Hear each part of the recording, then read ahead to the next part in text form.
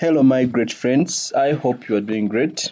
And IBM is here to bring you part 5 of electricity and DC circuits. I hope you are doing great and I hope you are working hard preparing for your final exams. This is the only time you need to use to make a difference. So, without wasting time, I would like to take you to part 5 of multiple choice questions about DC circuits and electricity. Remember, this is Cambridge Physics 97021. It is specifically it is AS, and this is paper 1. So let's go to the document. I think in part 4 we must have stopped on this page 81, and I want us to proceed from the same page. Okay, let me try to use purple today. The diagram shows the symbol for a wire carrying a current I. What does this current represent? Okay, of course we know that current is the rate of flow of charge carriers, the rate of flow of charge. So A, the charge flowing past a point in the wire per unit time. So that is automatically current without wasting any time. Which value of current and resistance will produce a rate of energy transfer of 16 joules per second? I don't know why this color it's not looking nice to me. Let me try this one today. So which values of current and resistance will produce a rate of energy transfer of 16 joules per second? So this is energy, joules per second, I think that is power, and you and me know that power is equal to I squared times R. So the power should be 16 because joules per second, that is power. So the power should be 16. So the product, we just check the products of this. Of course, we are going to be squaring the current and multiplying by the resistance to see if we get 16. So this is going to be, the first one, of course, will not give us 16. The second one, 2 squared is 4 times 8. That's not 16. The third one is 4 squared is 16 times 1. That gives us 16. So it means the answer is going to be automatically C. The product of those two, I and R, I squared and R, should give us 16. So the answer is C. The circuit shown includes a cell of constant internal resistance and an external resistor R. Okay. A student records the ammeter and voltmeter readings. She then connects a second identical external resistor in parallel with the first external resistor. So the student connects another identical resistor here in a parallel with the first one.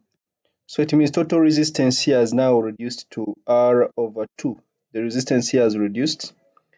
So since total resistance RT has reduced, it means the total current flowing in the circuit must have increased. Total current flowing in the circuit must have increased, but remember here inside the battery we have the lost volts, which is given by current times internal resistance. So it means the lost volts have increased. So the lost volts have increased. And if the lost volts have increased, remember e.m.f is equal to the terminal PD plus the lost volts. So which means the terminal PD is going to be equal to the e.m.f minus the lost volts. So what is given by the voltmeter here is the terminal PD. But note that the lost volts have increased. That's number one. The lost volts have increased. And that is enough for you to see that if the lost volts have increased, since E is constant, then the terminal PD must have decreased. Also, you can look at the resistance. Because the resistance has become smaller, even if the current flowing through has increased, it still means that the PD here has decreased. So let's see the options available. Ammeter reading, that one automatically we have seen that it increases, so these ones are wrong. Then the voltmeter reading, of course, we say the voltmeter reading is going to give us the terminal PD, and we have seen it decreases, so this one is wrong. Our answer is going to be C. A computer is used to detect the change of position of a switch.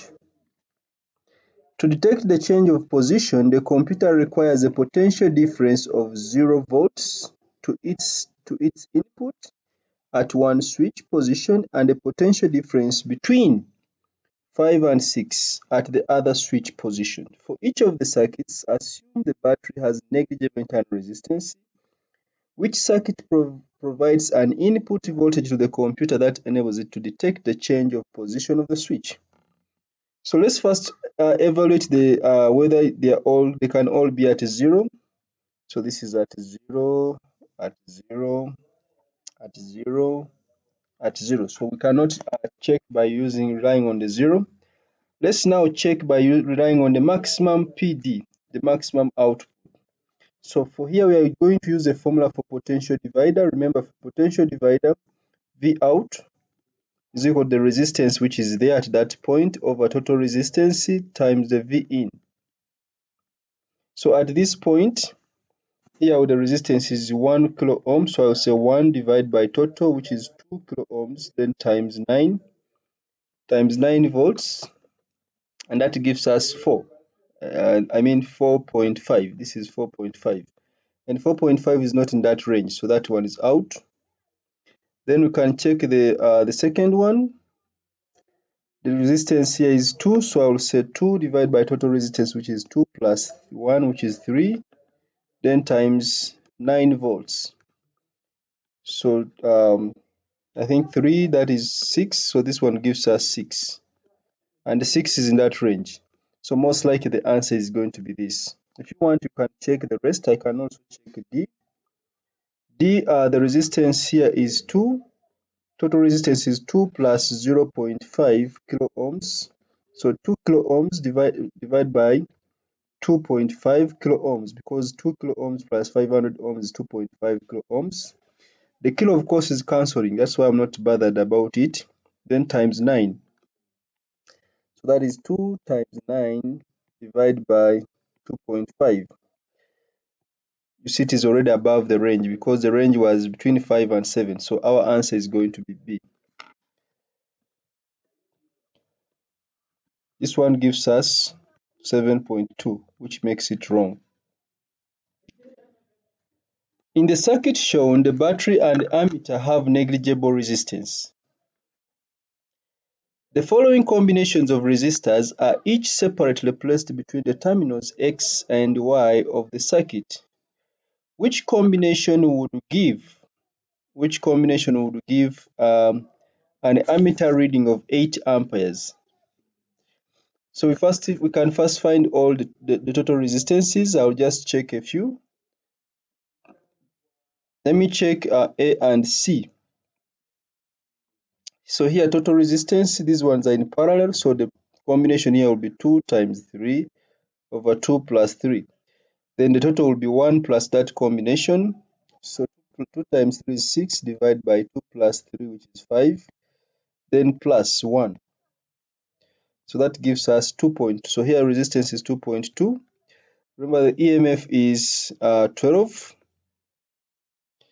So the current here is going to be equal to 12 divided by 2.2, and I'm very sure that cannot give you 8. 12 divided by 2.2, that is 5.5, approximately 5.5 amperes. So that one is wrong. A is wrong. So I will check C. The total here is 1 plus 2, which is 3 ohms. 3 ohms is in parallel with this one, so we have 3 times 3 over 3 plus 3, which gives us a 9 over 3. Over 6. 9 over 6, or precise, it can be 3 over 2, or it can be 1.5 ohms. So the total resistance here is 1.5 ohms. So the current is going to be equal to the EMF, which is 12 divided by 1.5 ohms. I think this gives you 8. And this gives us 8. So our answer is going to be C.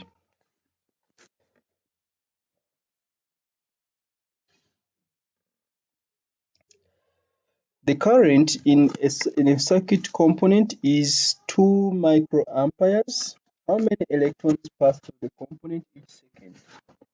how many electrons pass through the component each second. So we know that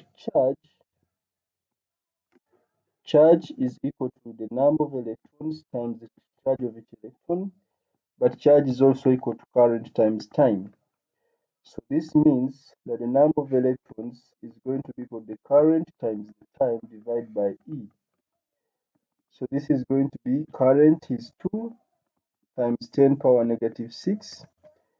The time, of course, is 1 second, divided by the charge of each electron, which is 1.6 times 10 power negative 19.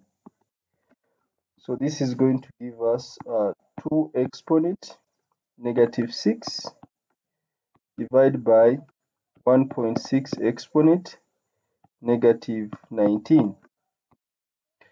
So that is giving us 1.25 times 10 power 13.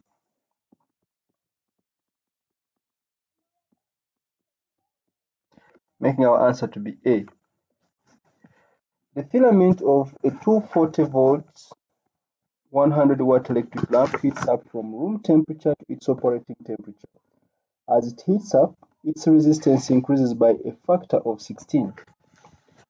What is the resistance of the filament at room temperature? So let's first find the resistance at heating temperature. At operating temperature, I'll write OT for operating temperature.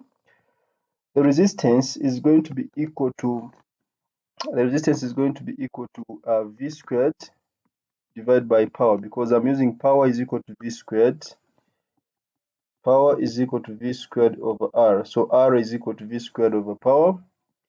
So this is going to be V, which is 240 squared, divided by the power, which is 100.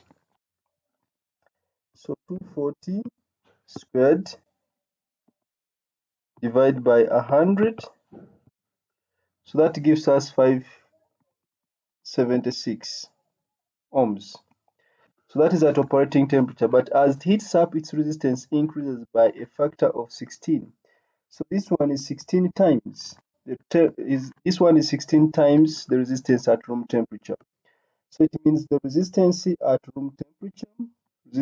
room temperature, I'll write RT for room temperature, is therefore going to be 1 over 16 times this value here.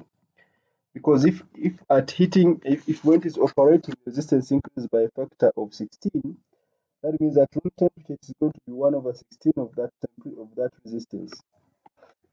So I'll divide this by 16, and this gives me 36.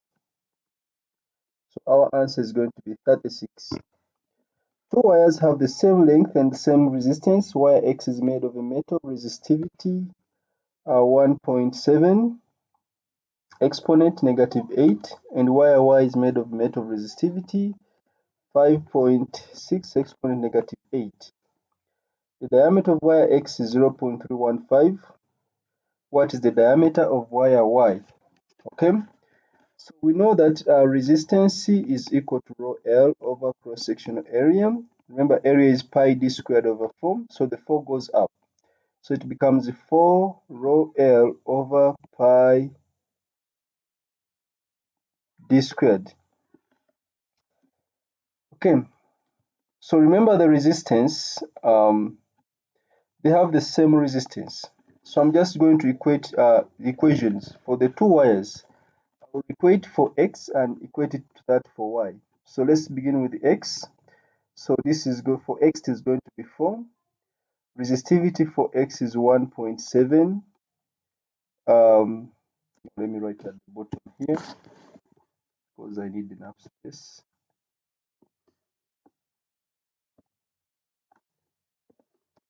So it is going to be 4 times resistivity, which is 1.7, times 10 power negative 8, times the length. They have the same length, so I will just leave there L, divide by pi.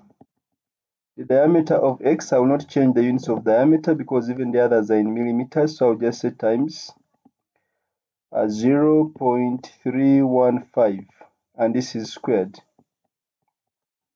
Because it is the same resistance, so I will just equate for the other one, or to the resistance of the other one, which is going to be 4 times resistivity, which is 5.6 times 10 power negative 8, then times the length, which is L,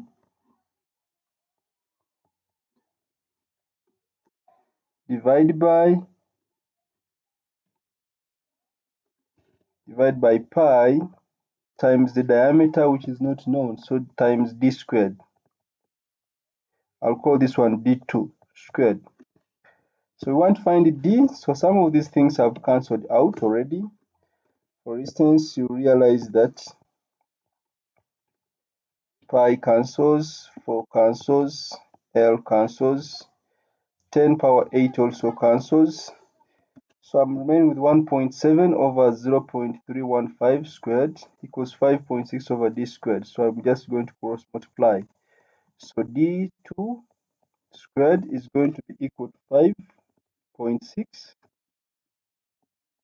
divided by 1.7, then times 0.315 squared. Then I'll find the square root both sides. So d is going to be equal to 5.6 times 0.315 squared divided by 1.7. Then I get the root of the answer, which is 0.57 millimeters. So our answer is going to be C.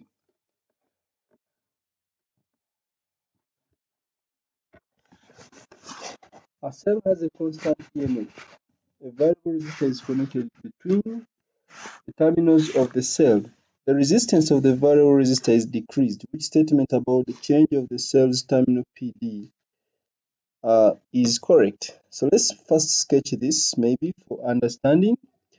So we have a cell of e.m.f. E.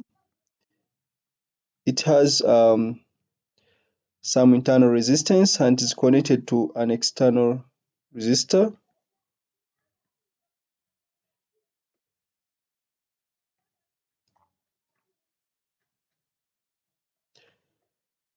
Okay, so if it has some internal resistance, then the external resistor is R.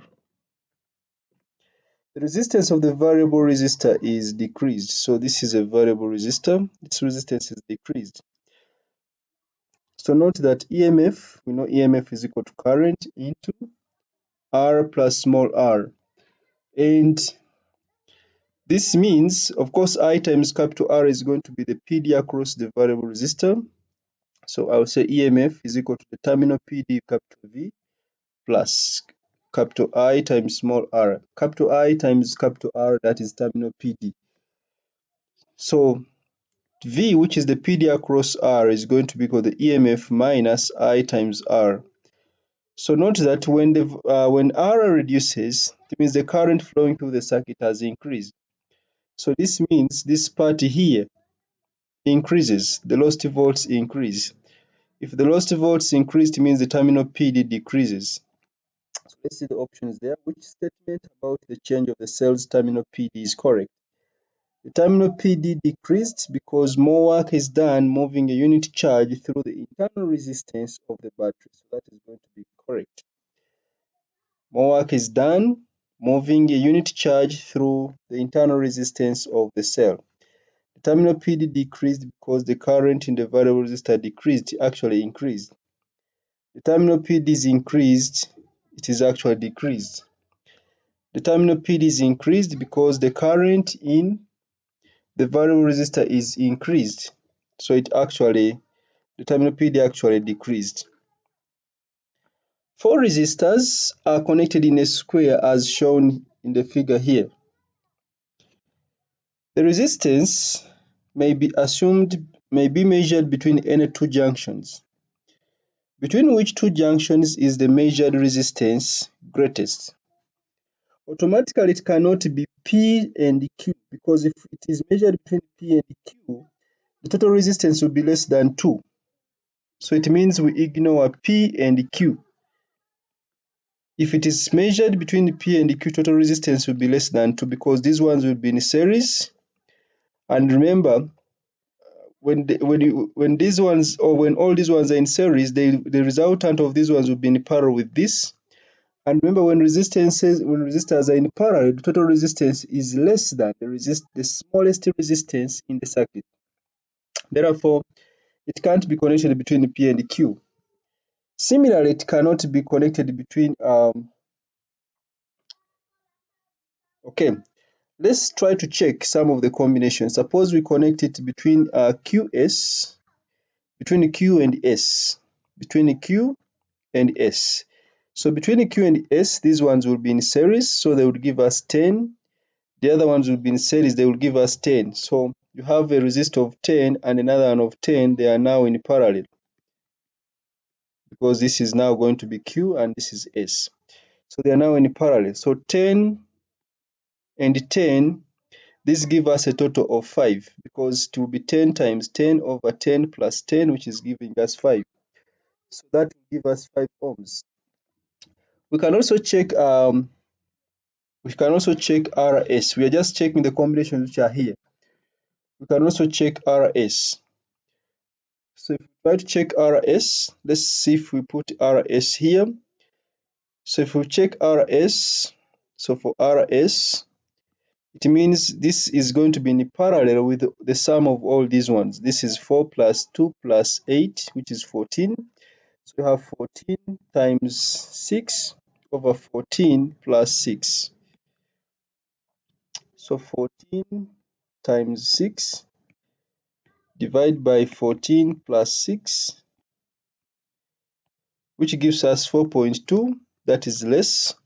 Let's check also SP. SP is 8. So all the others are going to be in parallel with 8. So that gives us it will be 8 times the others in parallel. That is 2 plus 4 plus 6, which is 12. So times 12 over 8 plus 12, which gives us, so we are checking SP.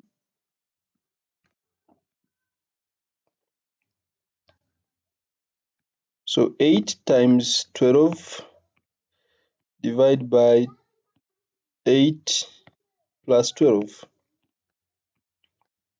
which gives us 4.8. So you will see that this is greatest QS, so our answer is going to be QS.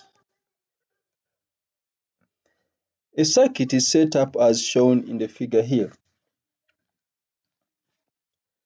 The variable resistor is adjusted so that the ammeter reading decreases. So if it is adjusted so that the ammeter reading decreases, it means the current has decreased. And if the current has decreased, it means the resistance of Q must have increased, making total resistance to increase, which is the one which makes total resistance to increase. Okay, so if the current has decreased, it means by all means, since this is fixed, the PD across this one must decrease because from Ohm's law, V is equal to I times R, but the current has decreased and the resistance is fixed, so the PD across P must decrease. Let's see the options which are there.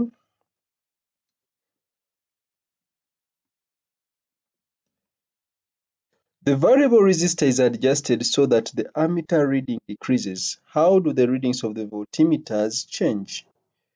So voltmeter across P must give a smaller reading. Across P, reading on P decreases, so we remove these ones.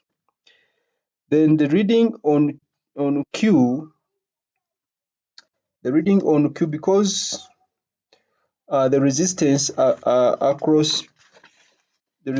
across Q has actually increased. Because the resistance across Q has increased, then we can say that the PD across Q is most likely going to be higher than, or it is most likely going to increase. Therefore, for Q, it is actually increasing. So our answer is going to be B. The diagram shows a portable generator connected by cables to floodlights. The generator produces a current of 10 amperes at a constant potential difference of 240 volts. Total resistance of the cables is 2 ohms. We can even see 1 ohm, 1 ohm. What is the PDV across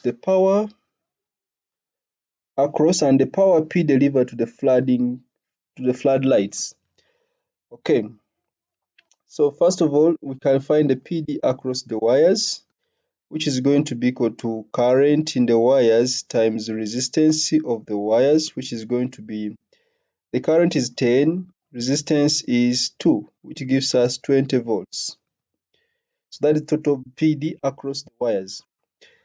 Then the PD which goes to the floodlights is therefore going to be 240, which is supplied, minus what is lost in the wires, that is minus 20, which gives us 220. Therefore, 230 is out. Then we now find the power. Of course, power is going to be equal to simply I times V. The current is 10 and the V is 220, which gives us 2200 volts. So our answer is going to be B. A metal cube with sides of length A has electrical resistance R. What is the resistance between the opposite faces of a cube of the same metal with sides of length 3A? So think of a cube of the same metal, but this time with sides of length 3A.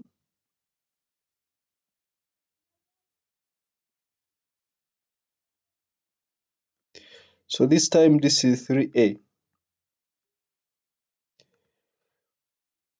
First of all, we know that resistance is equal to rho L over cross-sectional area. So the cross-sectional area of this will be A times A, which is A squared. So the resistance here is going to be equal to, R is going to be equal to resistivity rho times the length. The length, of course, will be A divided by cross-sectional area, which will be A squared. So this gives us rho over A. That will be the resistance R. Then for the second cube, the length will therefore be 3M. So the resistance R2 is going to be rho times the length, which is 3A, divided by the cross-sectional area, which will be 3A times 3A, which is going to be 9A squared. 3A times 3A. That will be the cross-sectional area, which is 9A squared. And this gives us R2 is going to be equal to rho 3 by 9, that is going to be rho A by A squared, so it will be rho over 3A. So this is actually a third into rho over A, but remember rho over A was actually R, so this gives us R over 3. So this makes our answer to be C.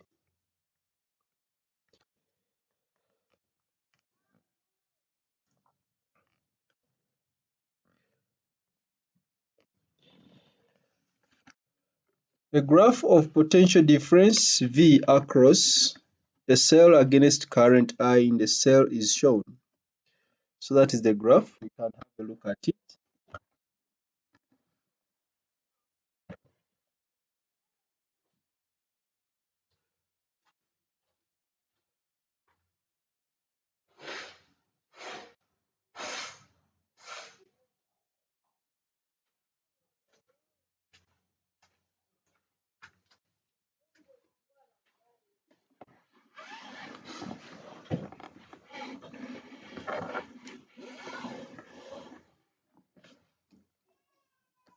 So as the cell reaches the end of its useful life, its internal resistance increases and its e.m.f decreases.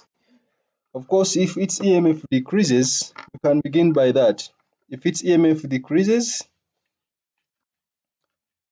remember when there is no current through the circuit or when there is no current through the battery, the e.m.f is the PD, but they say the e.m.f decreases. So this one is showing there is no decrease in e.m.f. This one is showing Of course, they say the dotted line is the line of the original path. This one is showing that again the EMF is higher than the original, which is not correct. So we remain with the two options, B and D. Because in those two options, we are seeing that the EMF, when there is no current, the EMF is less than the original EMF. Okay, so now let's look at its internal resistance increases and its EMF decreases. So from EMF equals to the terminal PD plus the lost volts, which is given by I times small r. It means that terminal PDV is equal to the EMF minus I times R. So if you compare this with the graph of y equals to mx plus c, it is a graph of V against I. It means that the gradient equals to the negative internal resistance. But the question says its internal resistance increases. Therefore, it means the gradient should be greater because the gradient is the negative internal resistance. So this one is showing that the gradient is less than this one, yet here it is showing the gradient is higher. That means our answer is going to be B, because the gradient is negative internal resistance. Because internal resistance increases, then the gradient is supposed to be greater. Therefore, this one is showing a smaller gradient, a less steeper line than this one. This one is showing a more steeper line than the other one. So our answer is going to be B.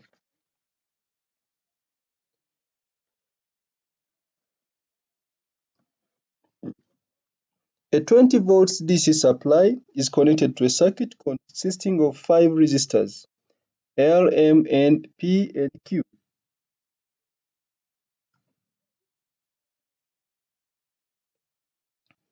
There is a potential difference. There is a potential drop of 7 volts across L and a further 4 volts potential drop across N. What are the potential drops across M, P, and Q? This is a very easy question. I can find to find the potential drop across N, I get the potential drop across L and subtract the potential drop across P, or the other way around, because the potential drop across P plus the potential drop across Q should be equal to 20, because these are directly in parallel with the voltage rise, with the 20 volts rise. So I will say that the PD across P plus the PD across Q should equal to 20. Even if you use Kirchhoff's laws, that's what you are most likely going to arrive at. So the PD across P plus the PD across Q should give us 20. However, the PD across P or the PD across N is the same as the PD across P minus the PD across L. So the PD across N is going to be equal to the PD across L, or PD across P minus the PD across L. But remember, the PD across N is 4. So 4 is equal to PD across P minus potential drop across L, which is 7. That means PD across P is going to be 4 plus 7, which is equal to 11. So for P it must be 11. For P it must be 11. So without even testing any further, for P it is 11. So this is wrong, this is wrong, this is wrong. So our answer is going to be C, without even checking any further. But if you want to check further, you can go ahead and check the rest. You can try to find a PD across Q. Because the PD across Q, I said VP plus VQ is equal to 20. So it means PD across Q is going to be equal to 20 minus PD across P, which is minus 11. That gives us 9. We can check. So it is 9. Then if I want the PD across M, the potential drop across M, I still notice that the potential drop across M,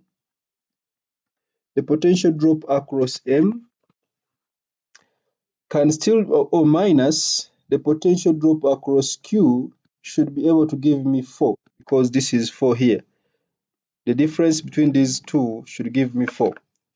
So it means potential drop across M is going to be 4 plus VQ is 9, so that is plus 9, which is going to be 13. We can check.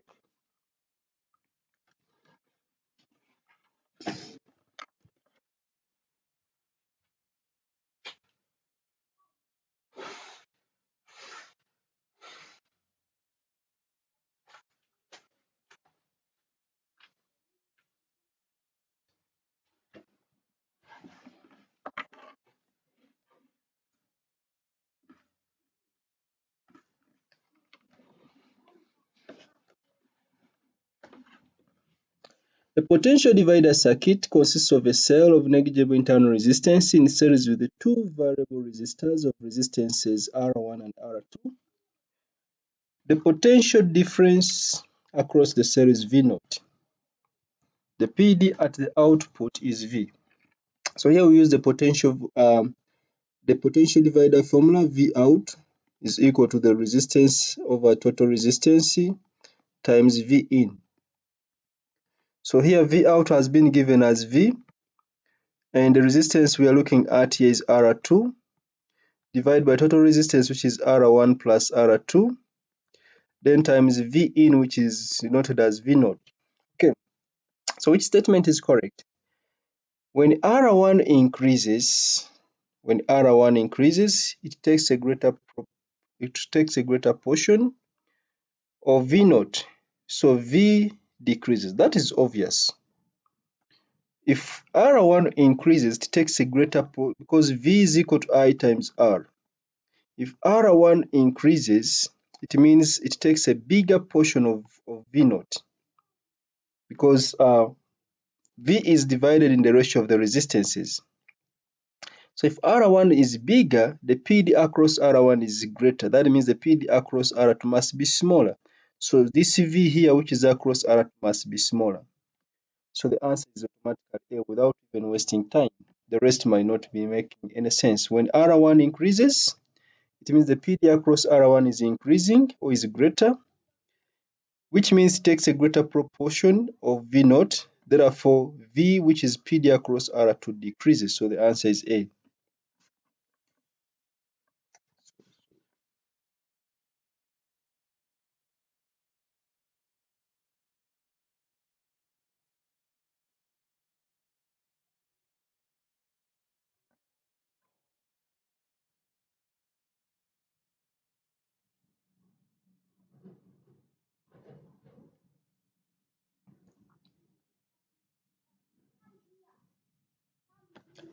Okay, the current in the circuit shown is 3.2 milliamperes.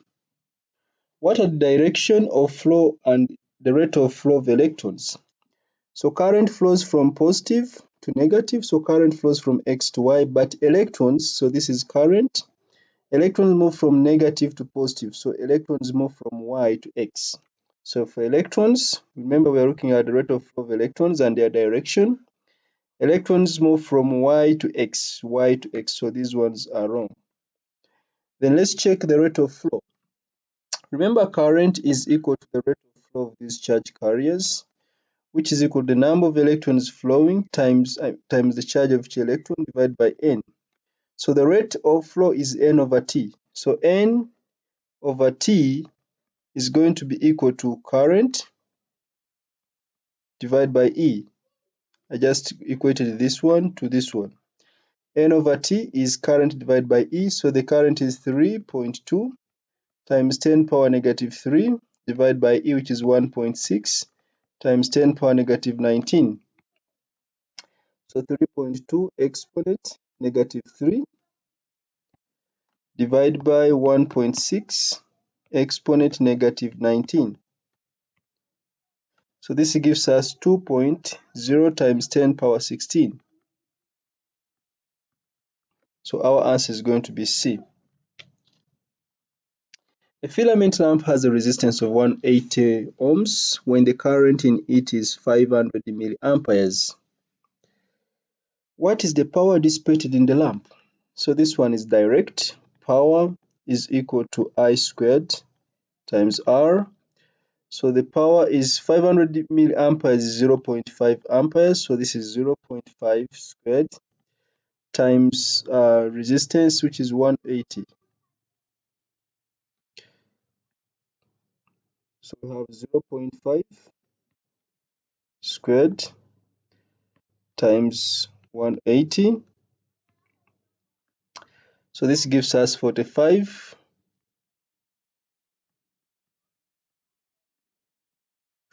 watts. So our answer is A. Two copper wires X and Y have the same volume. That is very beautiful. If they have the same volume, so I will start with the volume. Volume is equal to cross-sectional area times L. They have the same volume. So the volume of this one is going to be the cross-sectional area, which is AX. I'll call it A for X, times its length is L. They have the same volume, so I'll equate the volume of the other one, which is going to be the cross-sectional area of Y times its length, which is 4L. So you are going to notice that the area of X is equal to 4 times the area of Y. That's number one.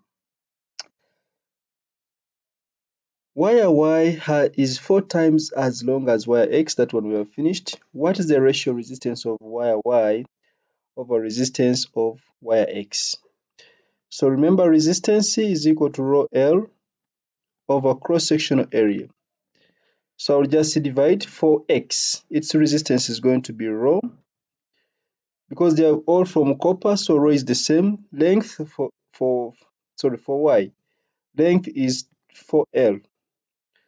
If its cross-sectional area is A, the cross-sectional area of X will be 4A. So that one is going to be divided by for X. Resistivity is rho, its length is L, and its cross-sectional area is 4A because it is 4 times that of Y. So we get the reciprocal. So this is going to be rho times 4L over A, then times 4A divided by rho L. So rho cancels out. I'll change the color. Rho cancels out, L cancels out, and A cancels out. So I remain with the 4 times 4, which is giving me 16. So our answer is going to be precisely D. Very simple and beautiful. In the circuit shown, the ammeter reading is I and the voltmeter reading is V.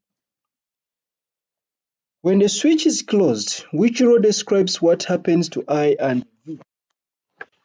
Now, when the switch is opened, the current is going to, the voltmeter reading here, if they're identical, let's assume these will be identical, let's this be R and this is R. So the power supply here is going to be divided by these two. But the moment we close the switch, current will not take this path. It will simply take this path. That means there will be more current flowing through this resistor here, which means the PD across this point increases. So we eliminate decreases and staying the same. I said when the switch is closed, the current will not take that path. When the switch is closed, the current will take the other path. And if the current takes the other path, it means there will be more current flowing through this resistor here. And since from Ohm's law V is equal to IR, it means the PD across this resistor will be greater. So automatically we have said the current increases. The current flowing, the current increases. So if the current increases and the PD across reading of V increases, so our answer is going to be B.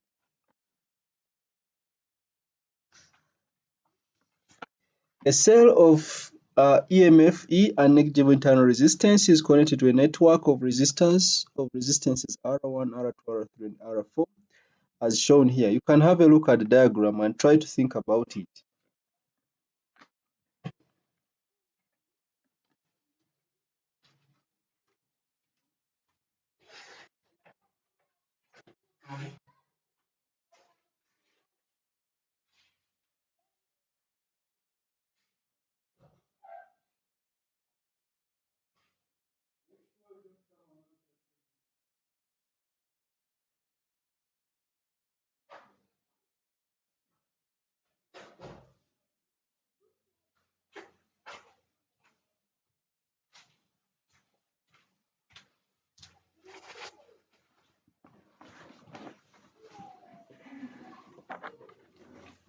So which equation is correct? You must have come up with the correct equation if your concepts of Kirchhoff's laws are still at your fingertips.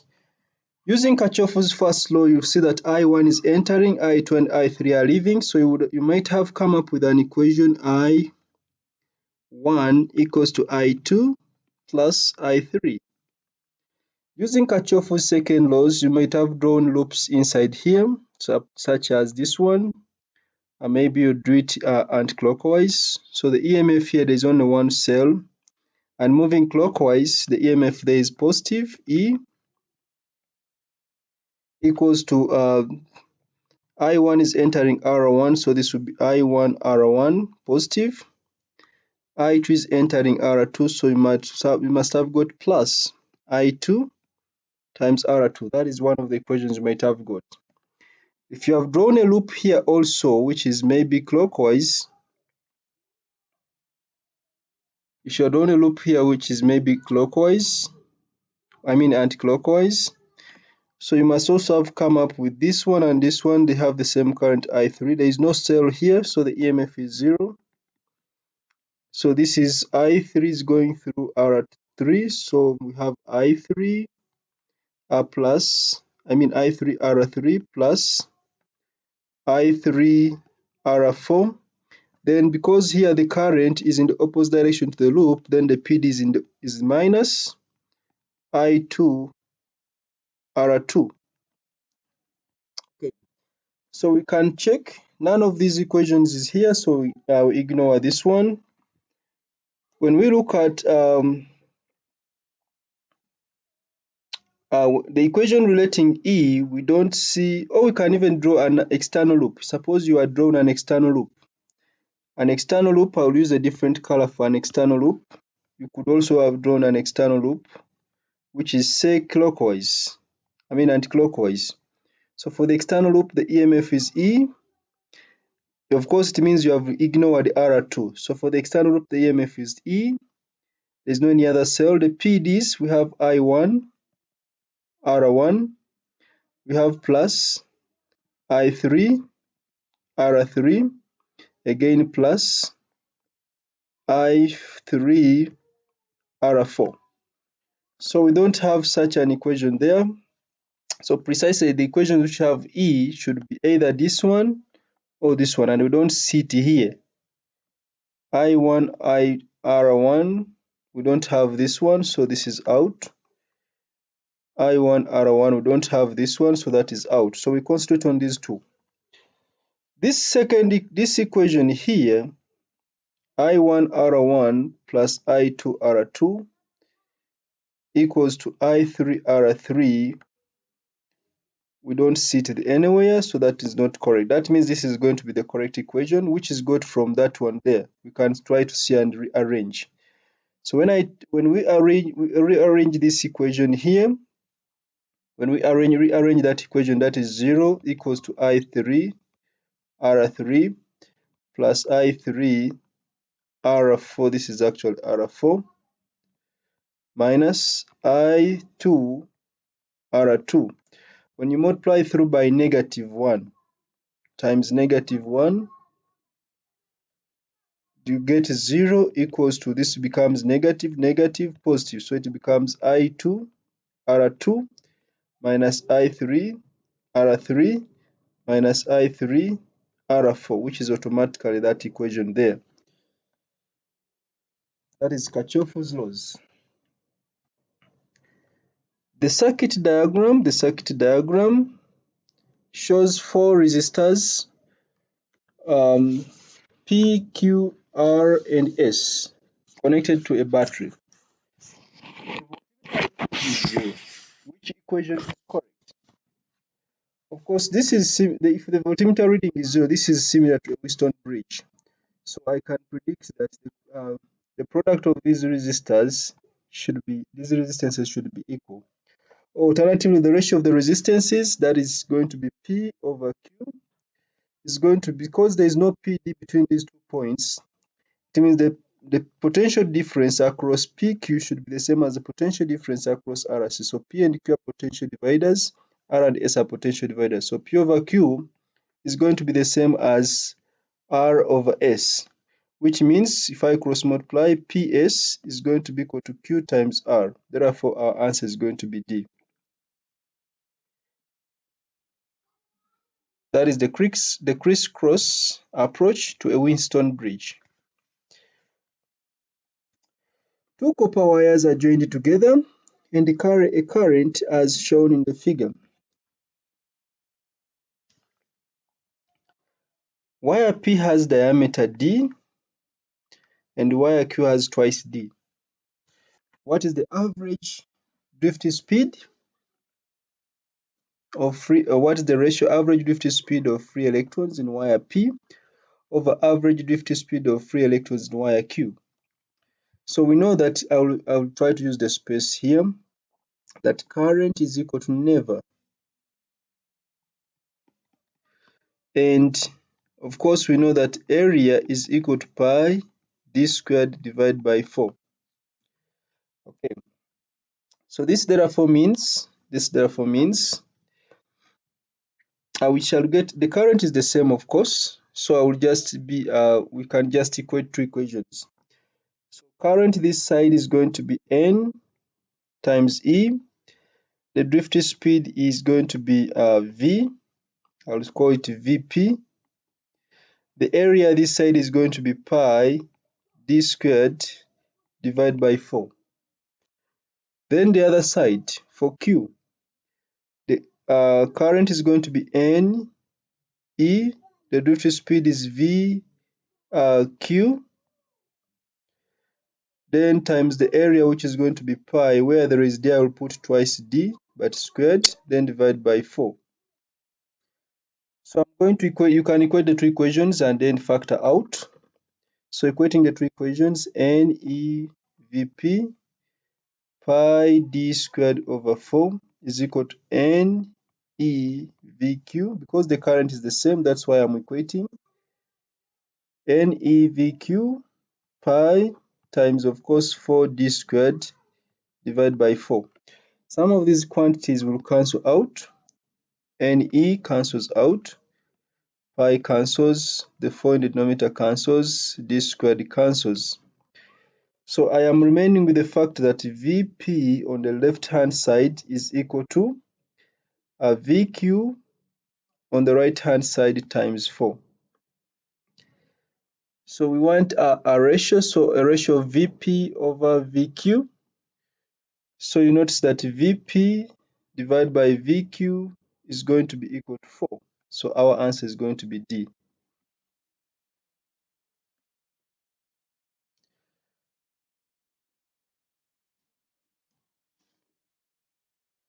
A cell of negligible internal resistance is connected to resistors R1, R2, and R3. As shown, the cell provides power to the circuit and power is dissipated in the resistors. What word equation must be correct?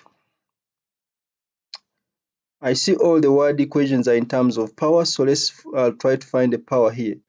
So if I want the total power produced by the battery, I need the power here, I need the power across this and the power across this because they may not be identical. That means total power will be power 1 plus power 2 plus power 3. Okay, so power loss in R1 is equal to power loss in R2 plus power loss in R3. That is not correct because there is nothing showing that the resistances R1, the resistances are identical. So the power losses may not be the same. Then power loss in R2 is equal to power loss in R3. Even though the current could be the same, the R2 and R3 may not be the same, so that is not true. Then power output of the cell is equal to power loss in R1 plus power loss in R2 plus power loss in R3. That is what we have already established here. The total power from the cell is equal to the sum of the powers across of each resistor. So the answer is going to be C. Which of the graph represents a metallic conductor where the resistance of the conductor is given by the gradient? Resistance is given by the gradient. Okay. So from resistance, from V equals to IR, V is equal to I times R, compare with Y is equal to mx plus C. The resistance is given by the gradient. So this must be a straight line, and the resistance of a metallic conductor is constant if the temperature is constant. So the answer is automatically going to be A. A metallic conductor obeys Ohm's law, therefore V is directly proportional to I. So which graph represents a metallic conductor where the resistance of the conductor is given by the gradient? So the answer is A. Why not D? D is also showing that Ohm's law is obeyed, but here the gradient is 1 over, the gradient gives 1 over R. It is not giving the resistance. Here the gradient is equal to 1 over R, yet here the gradient is equal to R. So the answer is A. A typical mobile phone has an e.m.f 5 volts and internal resistance 200 milliohms. What is the terminal PD of the battery? What is the terminal PD of the battery when it supplies a current of 500 milliamperes? Remember, e.m.f of the battery is equal to the terminal PD of the battery times the PD across the internal resistance, which I will call V small r, PD across the internal resistance. So the terminal PD, V terminal PD is equal to e.m.f minus the PD across the internal resistance, which is given by the current, times the small internal resistance. So the terminal PD is going to be the e.m.f of the battery, which is 5, minus the current is 500 milliamperes, 0.5 amperes, times the internal resistance, which is 200 milliamperes, which is 0.2. So we have 5 minus 0.5 times 0.2, which gives us 4.9. So this is going to be 4.9 volts, which means our answer is exactly B, not even A. The circuit shown contains a resistor S and that is neither in series nor in parallel with the other resistors. Kirchhoff's laws can be used with data in the diagram to deduce the resistance of each of the two identical resistors labeled R. What is the resistance of each resistor? So since these ones are not labeled, I will call this one P and I will call this one Q.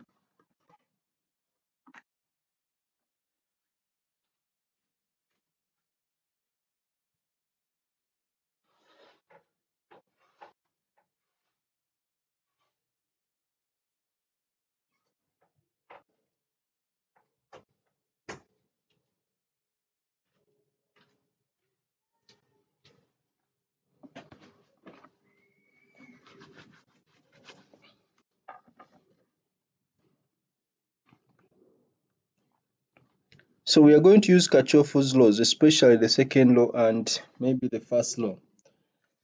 Now, you need to gain a lot of confidence with these laws because they will make up or they will form one of the largest part of this unit. They are the most important concepts here. So let's first of all use the first law carefully and establish the currents. So note that the current here is 4, it is entering this junction, and by the first law current divides here. So if this is 3, this must be 1 ampere. The current here must be 1 ampere. So 1 ampere is entering here, and 0.5 is also entering. So the current here is 0.5 plus 1 ampere, which gives us 1.5 amperes. So 1.5 is reaching this junction. And remember, at this point here, it must be 4 amperes. But what is entering here is 1.5 amperes. That means the current here is going to be 4 minus 1.5, which is equal to 2.5 amperes. So the current here is 2.5 amperes. So that 2.5 enters, combines with 1.5 to form back 4.0 amperes. Now we know all the currents because we have used Kirchhoff's first law very accurately. Let's now move to Kirchhoff's second law. But before we go to Kirchhoff's second law, anyway, let's use it very directly. I am going to come up with 3 loops. Loop number 1, let this loop be anticlockwise. Loop number 2, although my student said if you choose the loops in the same direction, it becomes easier to solve. Me, I will choose them in different directions. I've chosen this loop number 1 anticlockwise. I'm choosing loop number 2 clockwise. And I will still choose loop number 3 also clockwise. So let's come up with 3 equations relating these loops.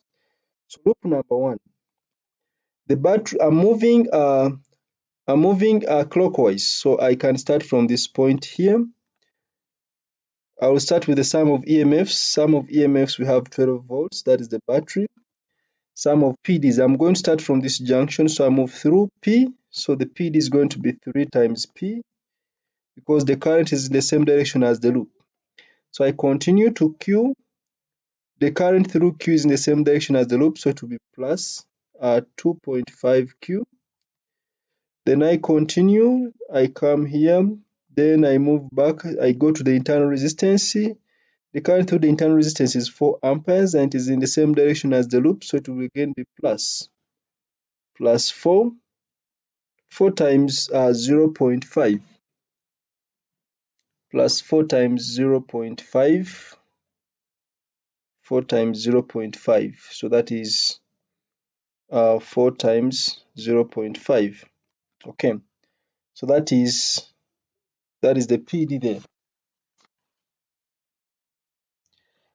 So that is the sum of the PD, which is 4 times 0.5 is precisely going to be 2.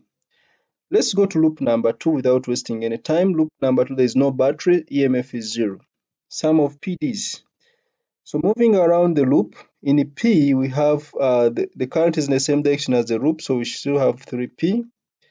For S, the current is in the same direction as the loop because the loop is clockwise, the current is downwards, so it is again plus 0.5 S. Then in R, the current is in the opposite direction to the loop, so it will be minus 1 times R, that is R. Then we go to loop number 3. There is no battery there, so the EMF is 0. The PDs, we start with the Q. Q, the current is in the same direction as the loop, so it will be 2.5 Q plus, actually it will be minus for the others.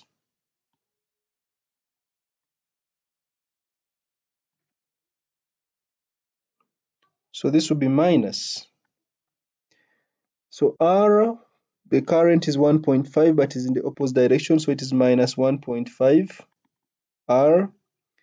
Then we have this one, S, is also in the opposite direction, so it is minus 0.5 S. Okay, so I am going to combine these equations. For example, I can add the equations. I'm going to add equation 2 plus equation 3. Equation 2 plus equation 3, I get 0 equals to 3p plus 2.5q, 0.5s plus negative 0.5s, that one cancels out. So this one and this one, when I add, they cancel out. Negative r plus negative 1.5 r, that gives us negative 2.5 r, so that's minus 2.5 r. Okay, so now I'm going to combine this equation here with the first equation of loop 1. Let me change the color so that is visible. I'm adding this equation with the first equation. So of course 4 times 0.5 is 2. When 2 goes to the left hand side, it becomes 12 minus 2, which is 10. This one is 2. When I take the other side, it is 10. So okay, let me just add the way they add, there's no problem. 12 plus 0, that is 12.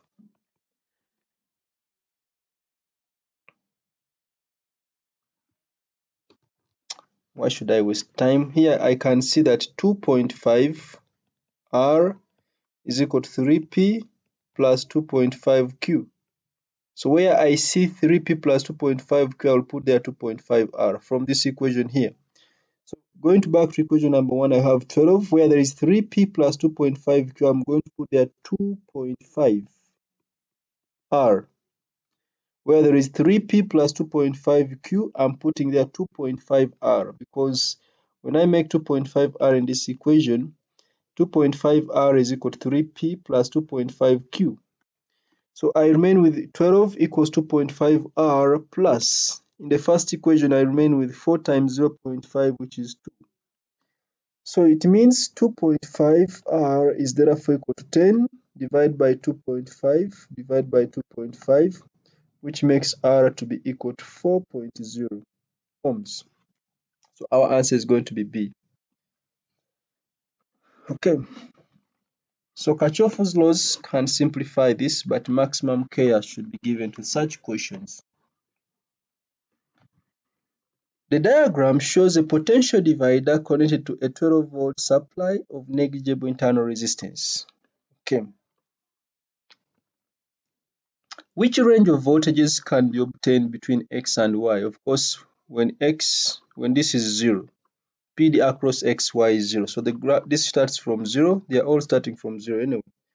Let's see the maximum. When this is 100, using the potential divider formula, V between X and Y is going to be the resistance there, which is 100. Total resistance will be 100 plus 300, which is 400.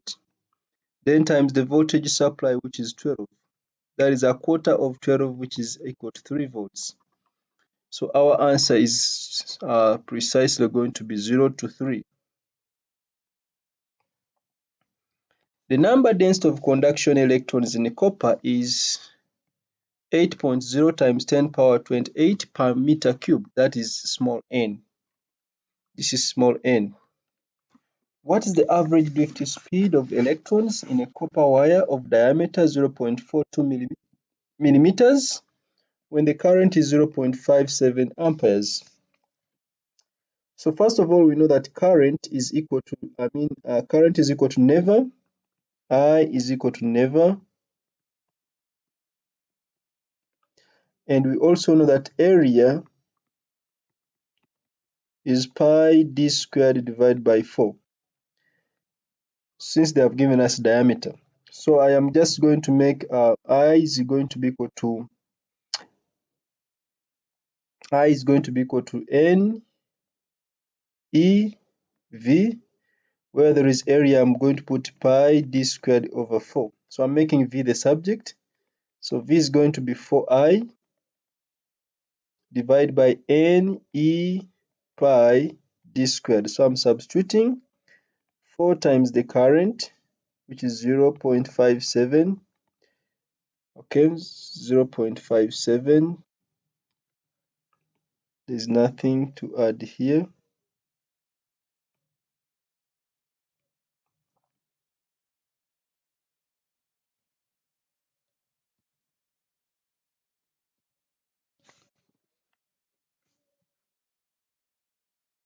So this is 4 times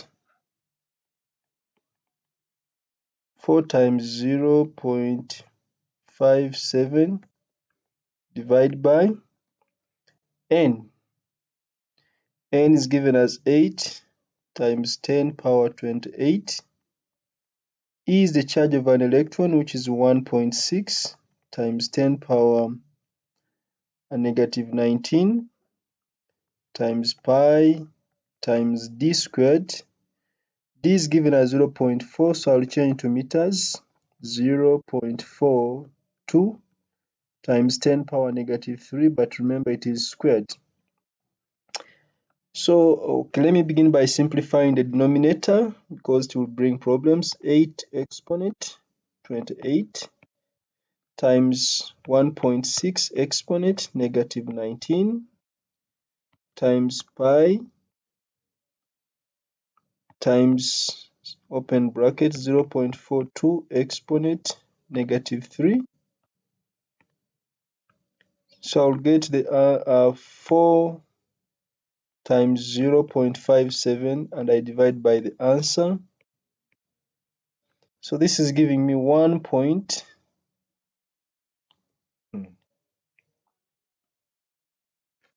Have to check this again.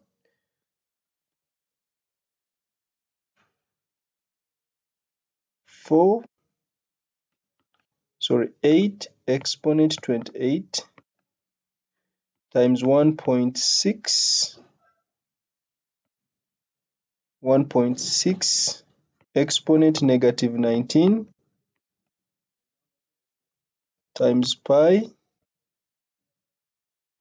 times 0.42 exponent negative 3, but this is squared. So that's what we have. Then I'll say 4 times 0.57 divided by the answer. Okay, that is 3.2 times 10 power negative 4.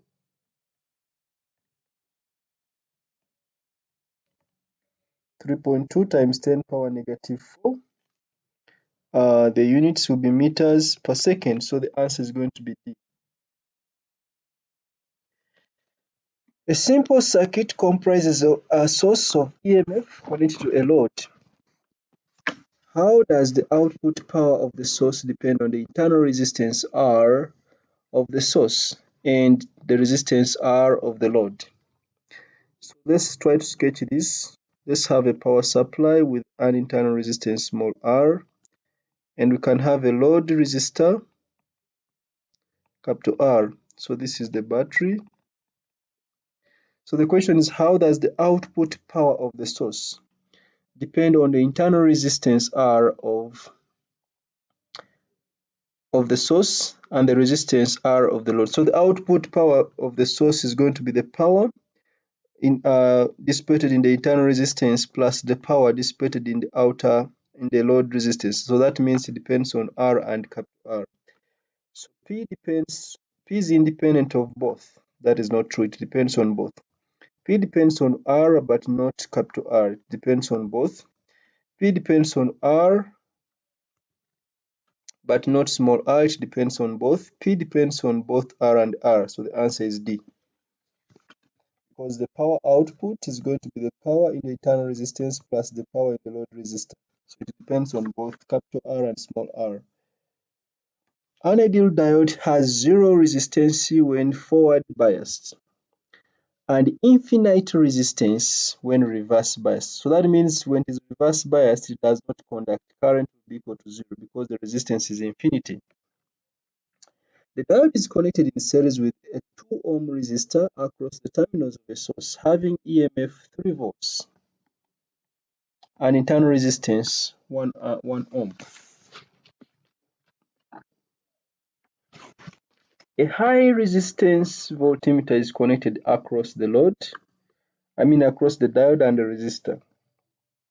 Which row gives the readings of the voltmeter for the two ways of connecting the diode? So for the two ways, first of all, let's talk about the forward. The forward biased connection, it conducts. If it is in the forward bias, let's find the current. Current is going to be equal to the EMF over total resistance. If it is in the forward bias, the resistance of the diode is 0. So it means the EMF is 3. Total resistance is going to be 1 plus 2, which is 3. The current is going to be 1 ampere. In the forward bias, the current is 1 ampere.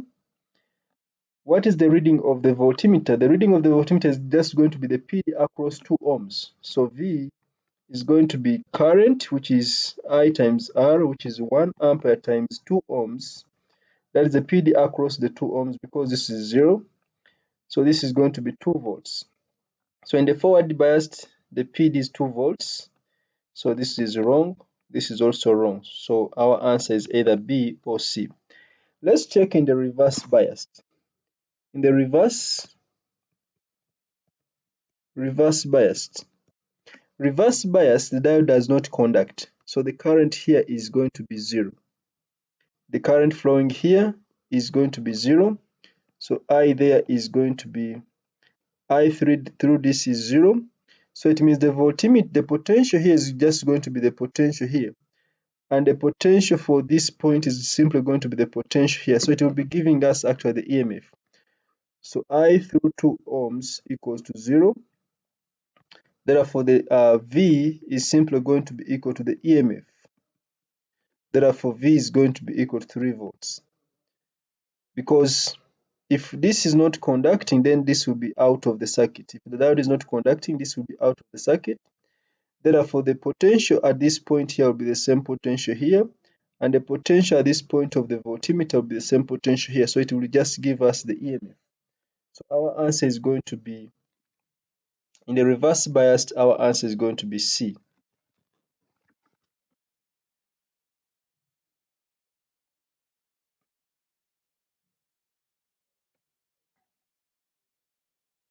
Two cells each with EMF E but different internal resistance R1 and R2 are connected in series to a resistor capital R. The reading on the voltmeter is 0. Okay, we shall start from that point. The voltmeter is going to be giving us the terminal PD across the first cell of internal resistance R1. And we know that EMF is equal to terminal PD plus the lost volts. Lost volts is going to be given by capital I times small r, which is internal resistance. So let's say the total current flowing in the circuit is capital I. So note that the terminal PD is 0.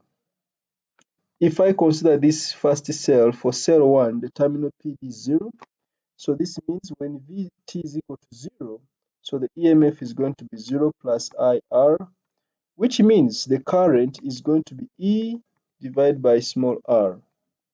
Okay, then let's come back to the second cell.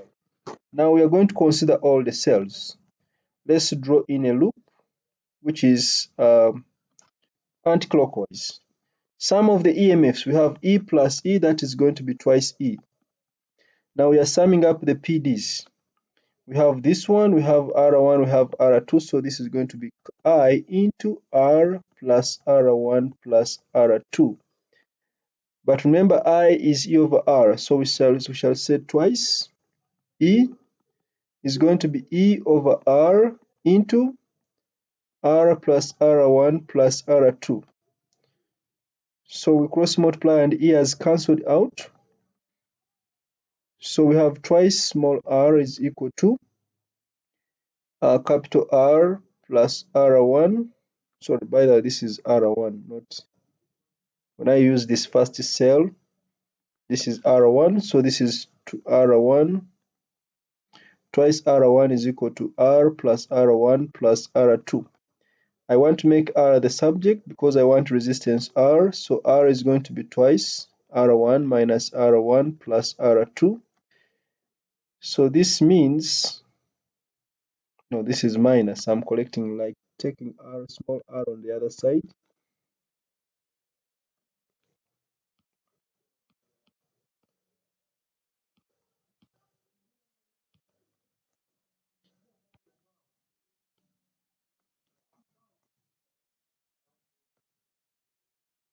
So this means R is equal to 2R1 minus R1, that is R1, then minus R2.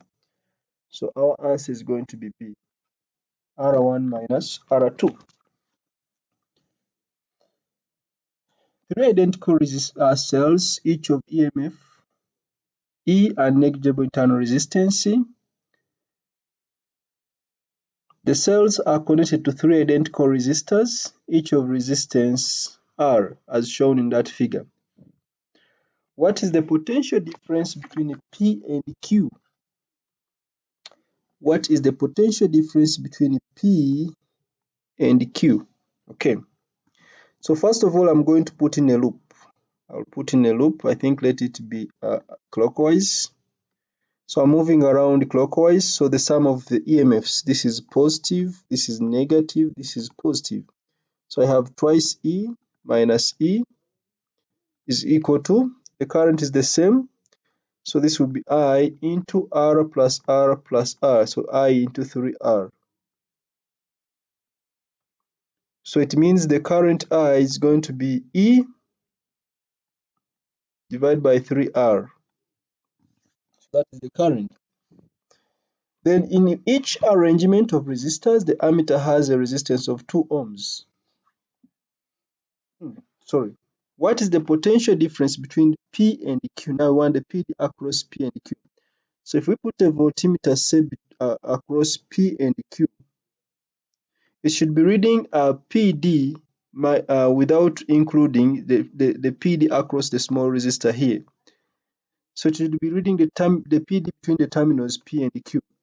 That means the PD across P and Q should therefore be equal to the EMF E minus the PD across the resistor which is there, which I'm calling R. So this is going to be equal to the EMF E minus the PD. This is going to be EMF minus PD across that, which is I times R.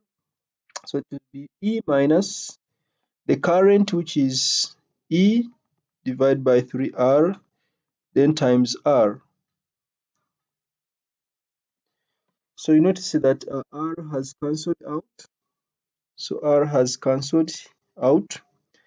And you are remaining with E minus E over 3, which gives us LCM as 3. That is 3E minus E, which is 2E. So our answer is going to be C.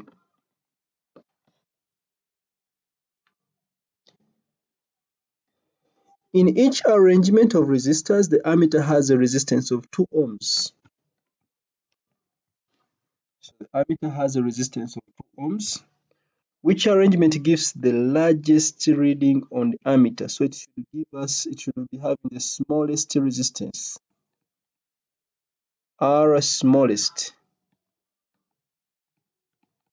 Largest reading on the ammeter should give us the smallest, should be having the smallest resistance. To be able to get the largest reading of the ammeter,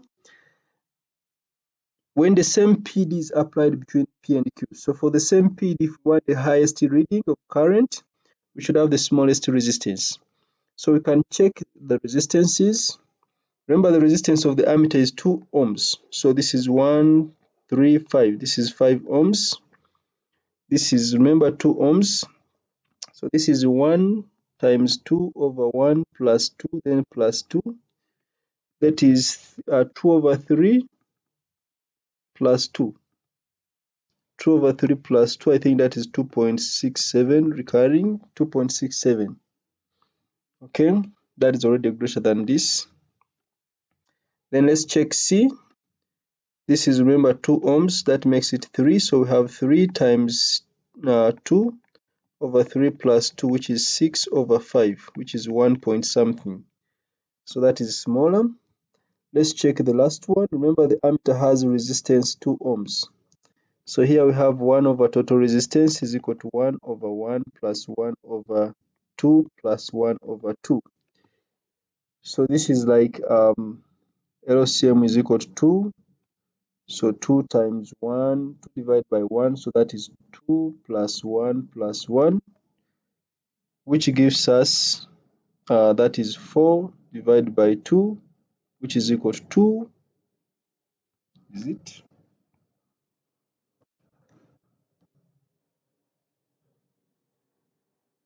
4 divided by 2, which gives us 2 ohms.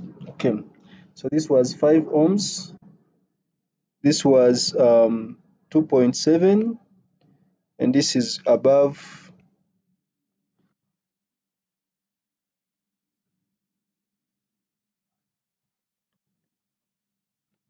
I have to check this again. This is 3 times 2, that is 6, plus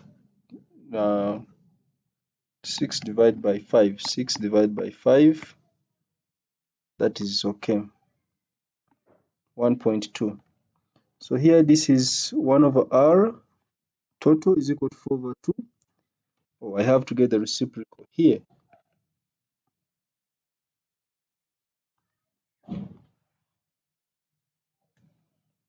So the reciprocal here gives me a total of 2 over 4, which is 0.5. 2 over 4 is a half, which is 0.5. So this one has the smallest resistance, so it has the highest current. So that is D.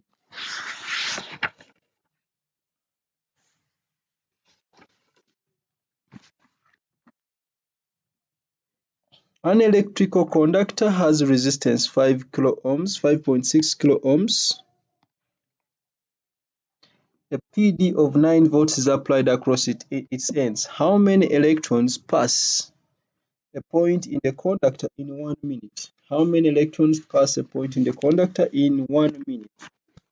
Okay, so first of all, we know that current is equal to charge divided by time. In other words, charge, which is the number of electrons times the charge of each electron, is going to be I times T. So we want the number of electrons. Also note that current is equal to V over R. So we shall simply say that the number of electrons is equal to I, where I is V over R, then times T, then I divide by the charge of each electron, so this is over E. So we now substitute. I'll just substitute. So this is going to be V. V is 9, time is 1 minute, which is 60, divided by R, which is 5.6 kilo ohms, that is 5,600, times E, which is 1.6, times 10 power negative 19.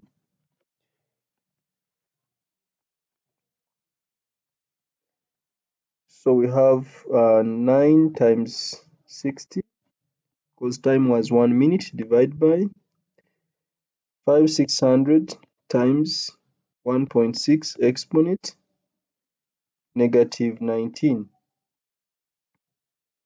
So that is 6.0 times 10 power 17. So our answer is going to be C. A fixed resistor of resistance 12 ohms is connected to a battery. There is a current of 0.2 amperes in the resistor. The current is now doubled. If the current is doubled, I don't waste time. If it was 0.2 and it is now doubled, it is 0.4 amperes. So power is equal to I squared times R. So I is now 0.4 squared times R, which is 12. So power is 0.4 squared times 12, which is 1.92. So this is 1.92 watts. So the answer is C. Which measurements are taken in order to calculate the resistivity of a metal of a piece of wire? We know that resistance is equal to rho L over cross-sectional area.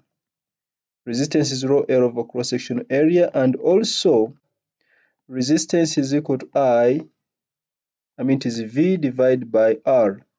So I'm substituting, making rho the subject. Rho is going to be equal to RA divided by L, which is going to be VA divided by L times R. So these are the measurements to be taken. V, to find A, remember A is equal to pi d squared over 4. So for A, we shall measure diameter. No, I've removed the resistance. This is I. V over I. So this is I, not R.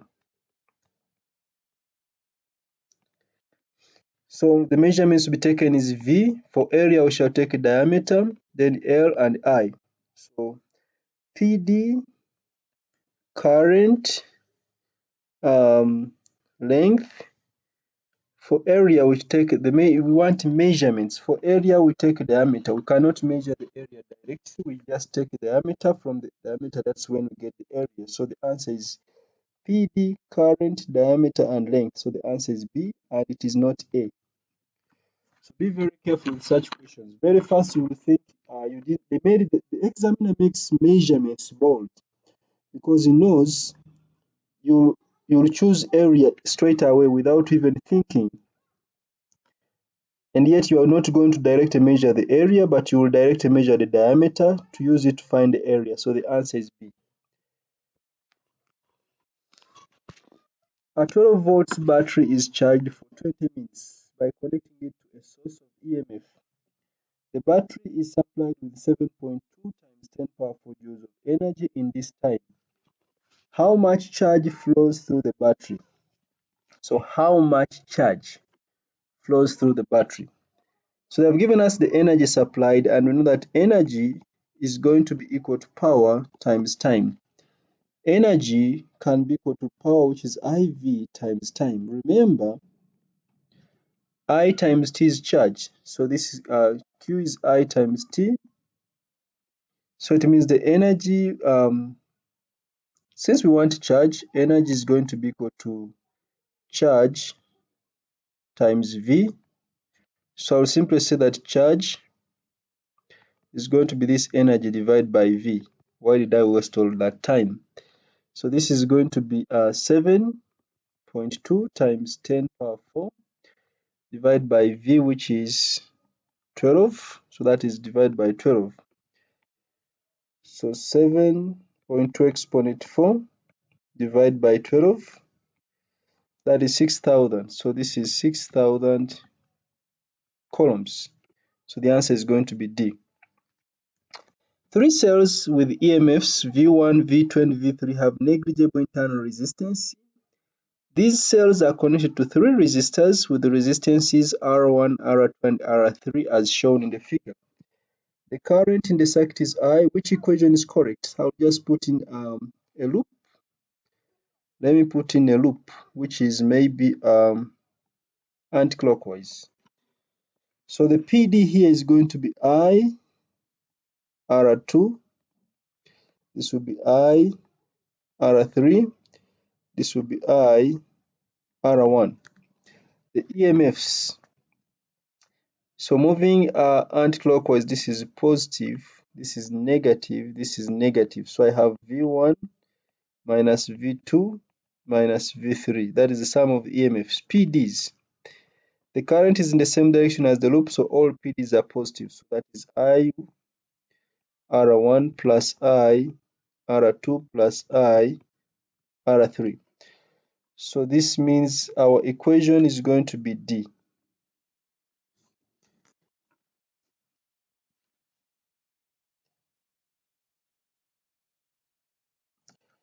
Three resistors, each of resistance R, are connected in a network as shown in that figure. Total resistance between points X and Y is 8 ohms. What is the value of R? That is easy. These two are in series, their total is 2R. And then because the 2R is in parallel with R, for resistors in parallel, it is product of a sum. So that is R times 2R divided by R plus 2R. So this should give us a total of 8. So R times 2R, that is 2R squared divided by 3R, should give us 8.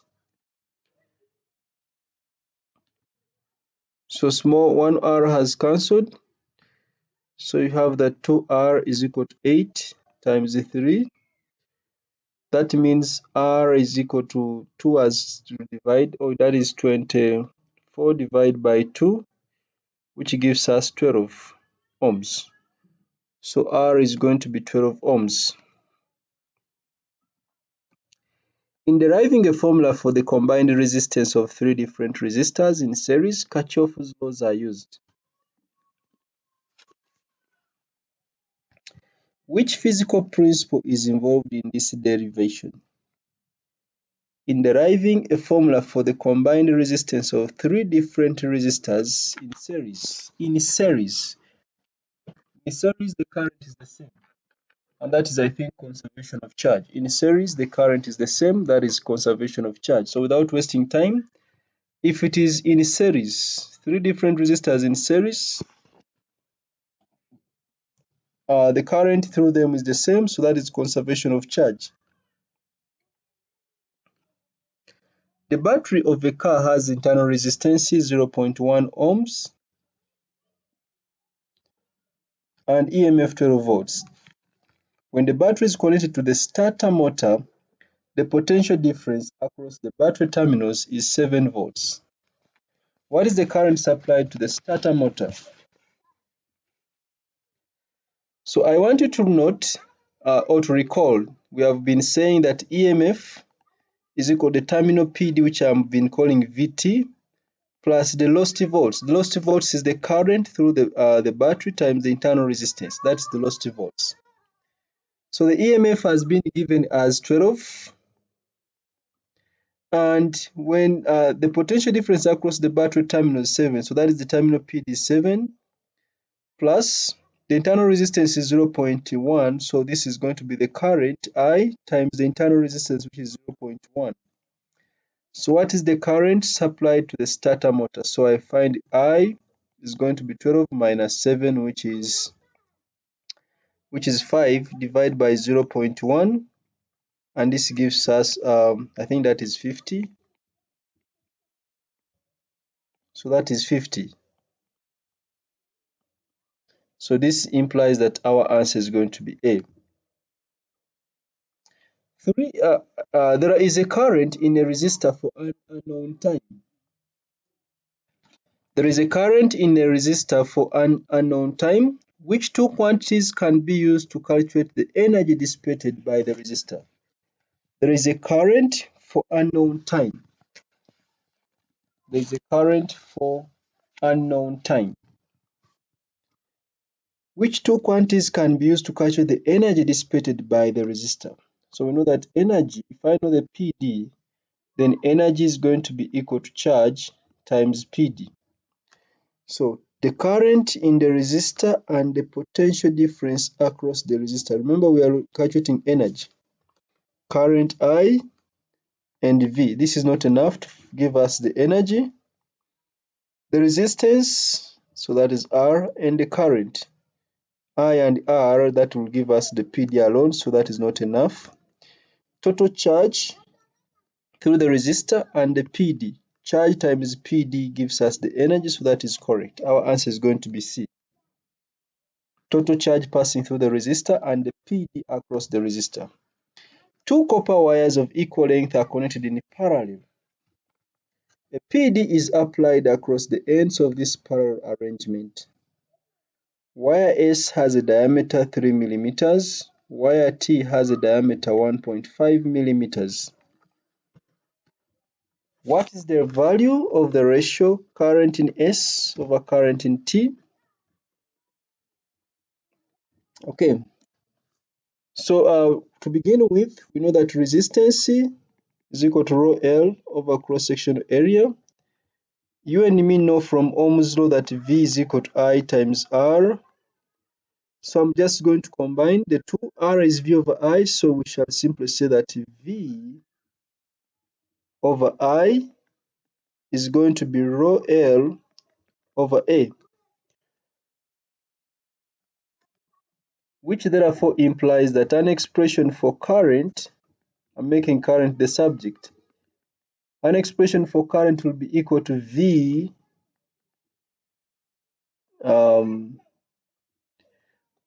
I want to make current the subject, so that is V times A divided by rho times L. Okay. So now I'm going to come up with two expressions for S and for T. So that means I will have I for S divided by I for T. This will be equal to V. Remember, the wires are connected in parallel. That means V is the same. So I'll say V is the same. They have equal length. They have equal length. So the areas are the ones which are different. So I'll say times area for S divided by, they are both from copper, so rho is the same, so times over rho times L divided by for T. V is the same. The area of T I'll call it AT subscript T divided by rho times L.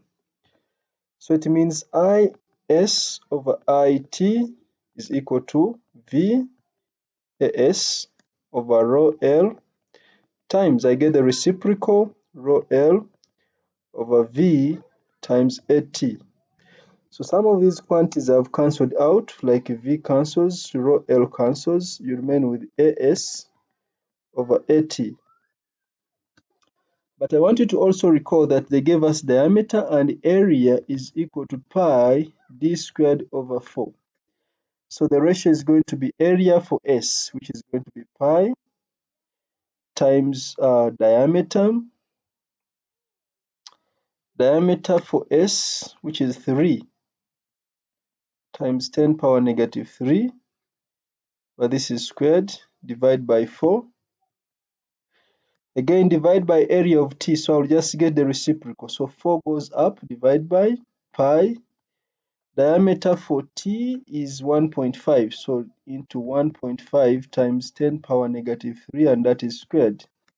So 4 has again cancelled out. So 4 has cancelled, pi has cancelled. In other words, I just have 3 exponent negative 3.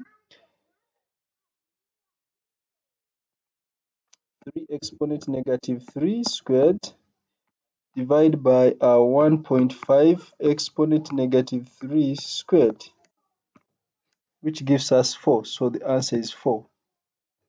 So the answer is 4, which is D. Let me use a different color because I've already written there. So it is D.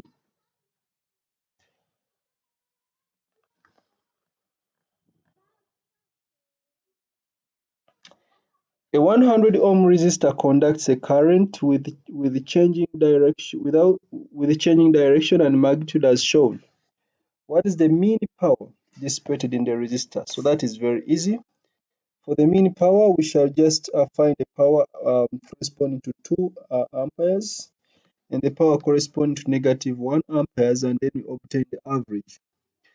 So power maximum, I'll call it power maximum. Remember, power is equal to I squared times R. So power maximum is going to be 2 squared times R, which is 100, giving us 400 watts. Power minimum is going to be negative 1 squared times 100, which gives us 100 watts. So the average power is going to be 400 plus 100 divided by 2, which is 250 watts. So our answer is C. Which graph shows the IV characteristic of a filament lamp? So remember, the IV characteristic will give us resistance. So we have that V is equal to I times R. The graphs are I against V, so I is equal to V divided by R.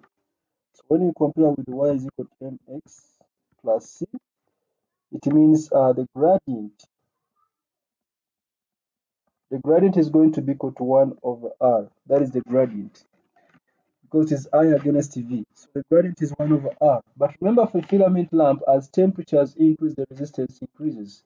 So when the resistance increases, it means the gradient must decrease. So we should look for such a graph where when with the time the gradient decreases. So this one, it is just steeper. This one is showing a metallic conductor. This one is showing that the gradient is increasing, yet is supposed to decrease. So this is also wrong. So it means this one is showing that with the time the gradient decreases because the line becomes horizontal. So the answer is going to be D. As the resistance, as for a filament lamp, with the time temperature increases. Temperature increases and temperature is directly proportional to resistance. So as temperature increases, resistance increases. And here for an IV characteristic, the gradient is 1 over R. So as resistance increases, the gradient must decrease. So this graph shows a decreasing gradient. So the answer is D. In the circuit shown, X is a variable resistor whose resistance can be changed from 5 ohms to 500 ohms. The EMF of the battery is 12 volts. It has negligible internal resistance. What is the maximum and range of values of the potential difference across the output? So let's say this is at 5 volts. If it is at 5 volts, using the potential divider formula, V out is 5 ohms, not 5 volts. V out is going to be 5 ohms over total resistance, which is 5 plus 40, which is 45, then times voltage supply, which is 12. So 5 divided by 45 times 12, which is 1.33. So our answer is going to be A or B. That is V out maximum. This is 1.3 recurring. Then V out that was minimum. V out maximum.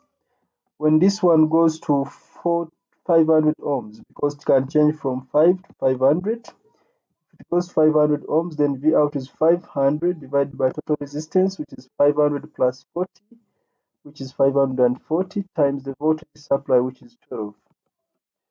So we have 500 divided by 550 times 12, which is 11.1 recurring. So our answer is going to be A.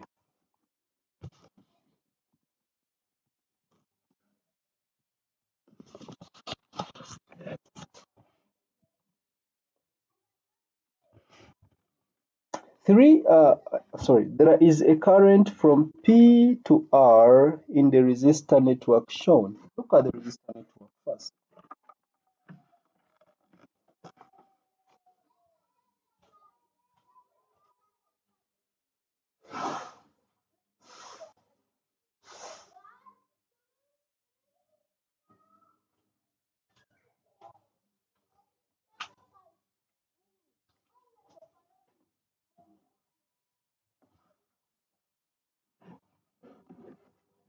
The PD between Q and R is 6 volts.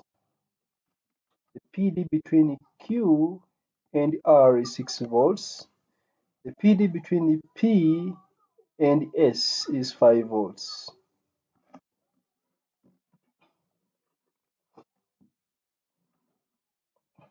And the PD between P and Q is 3 volts. Okay. Which row in the table is correct? Which row in the table is correct? So if the PD between PQ, of course, let's say this is at 0, because this is it raises by 3, then it raises by 6. So it means the PD here is most likely going to be 9. And if that is 9, if this is 5, this is going to be this is most likely going to be 4 volts, and that means this is most likely going to be 0. So let's check. Not 0. No, this is most likely going to be 2, because this is the 3 and this is 5. This is 2 volts. So this is most likely going to be 4, because if this is 6 and this is 5, 6 minus 2 is still 2. So this is most likely going to be 4. Okay. So the question is asking for which row is in the table is correct. QS, a PD between Q and S. Q and S, that one is automatically 2. How do we get it? We just get difference in potential. Here they are the same potential.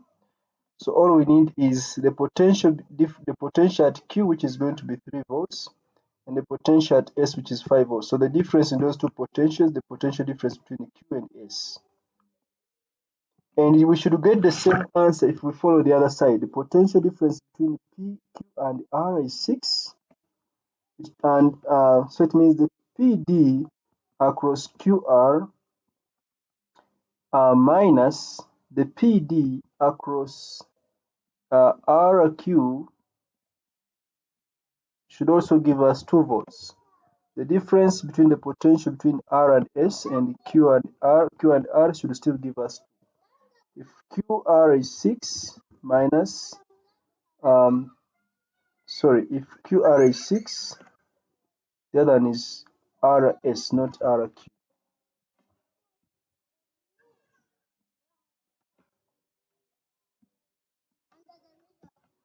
This is RS.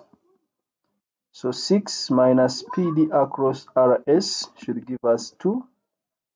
So it means PD across RS should be equal to 4 volts. So that should be 4 volts. Okay, so we have seen QS should be 2 volts. QS should be 2 volts. So ignore C and D. Then SR we have seen it is 4 volts, so our answer is automatically A. That is a very simple question. When you understand getting potential differences, it is a very simple question. I want to just repeat it. If PQ is 3 and PS is 5, here they are the same potential. They only differ at S and Q. So the difference is 2 volts. So that's why I put here 2 volts. QS is 2 volts. And should be the same when I follow QR and RS. The difference between QR and RS should still be 2. And if QR is 6, then 6 subtracted RS, it should give us QS. So that's why I got 4 here. All in all, PQ plus QR should be 9. PS plus SR should also be 9. That's why this gave us 4 volts. Two resistors of resistances R1 and R2 are connected in parallel. What is the combined resistance between X and Y? That they are connected in parallel, 1 over total resistance in parallel is equal to 1 over R1 plus 1 over R2. The LCM is the product of these two, which is R1 times R2. R1 R2 divided by this gives us R2 plus R1 R2 divided by R2 gives us R1. So this we now get the reciprocal to find R total, which will be R1 R2 divided by R1 plus R2. So this gives us an answer of B.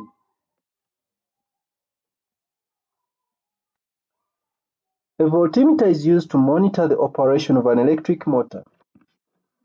The motor speed is controlled by a variable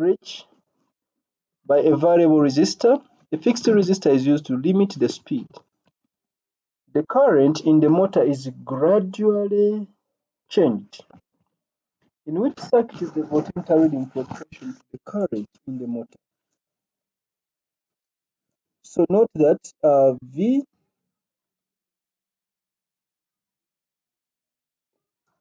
in which circuit is the voltmeter reading proportional to the current in the motor. So in the first case here V is going to give us the PD across the fixed resistor.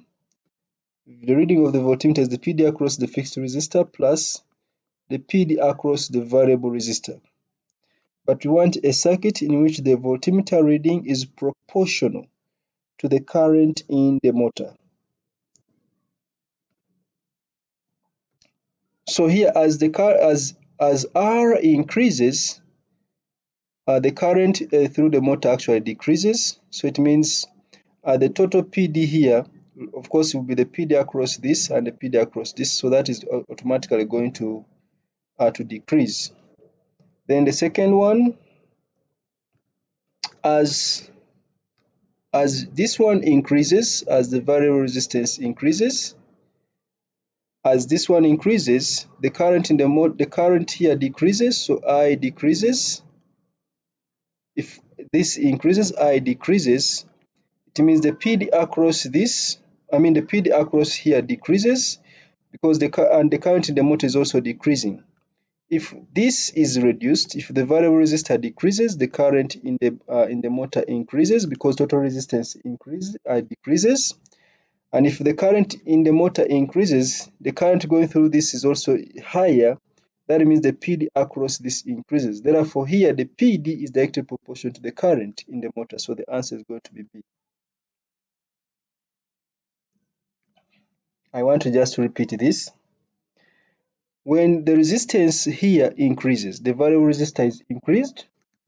It means total resistance increases. The current in the circuit decreases. It is the same current going through the motor.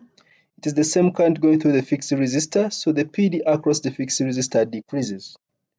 When the variable resistor is reduced, the current in the motor increases. It is the same current going through the fixed resistor. The PD across the fixed resistor increases because V is equal to I times R. So our answer is going to be B, even if I don't check the rest.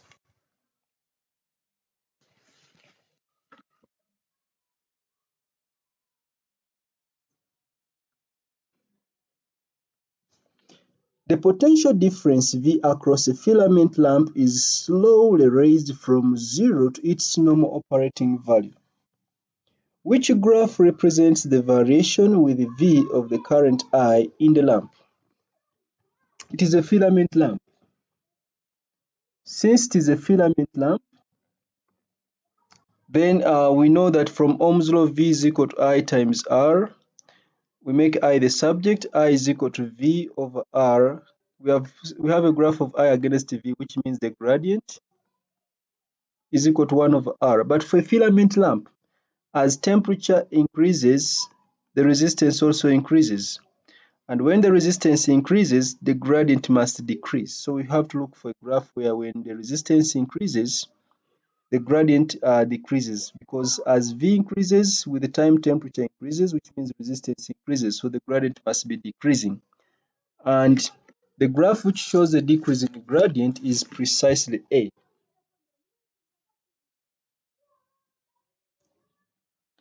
Two lamps are connected in series to a 250 volts power supply. One lamp is rated 240 volts, 60 watts, and the other is rated 10 volts, 2.5 watts. So which statement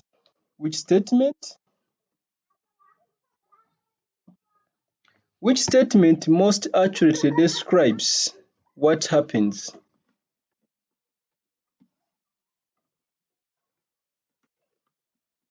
So let's try to evaluate what really happens here.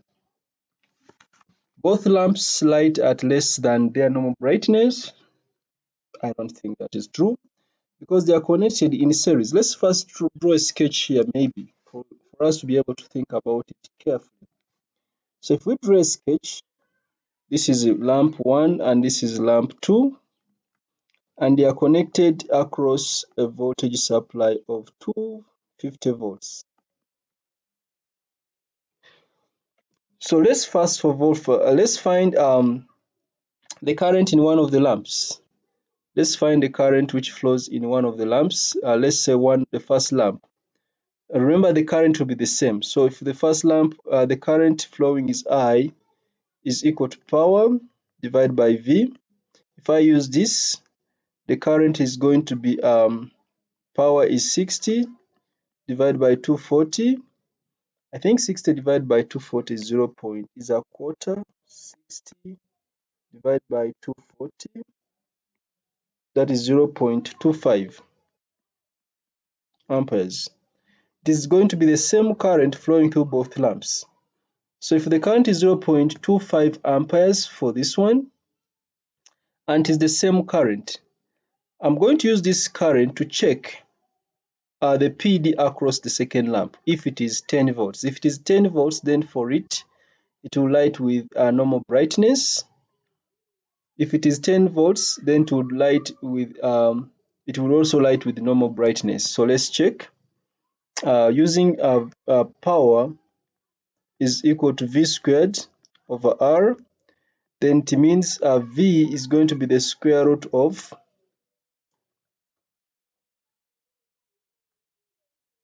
let me use V is equal to,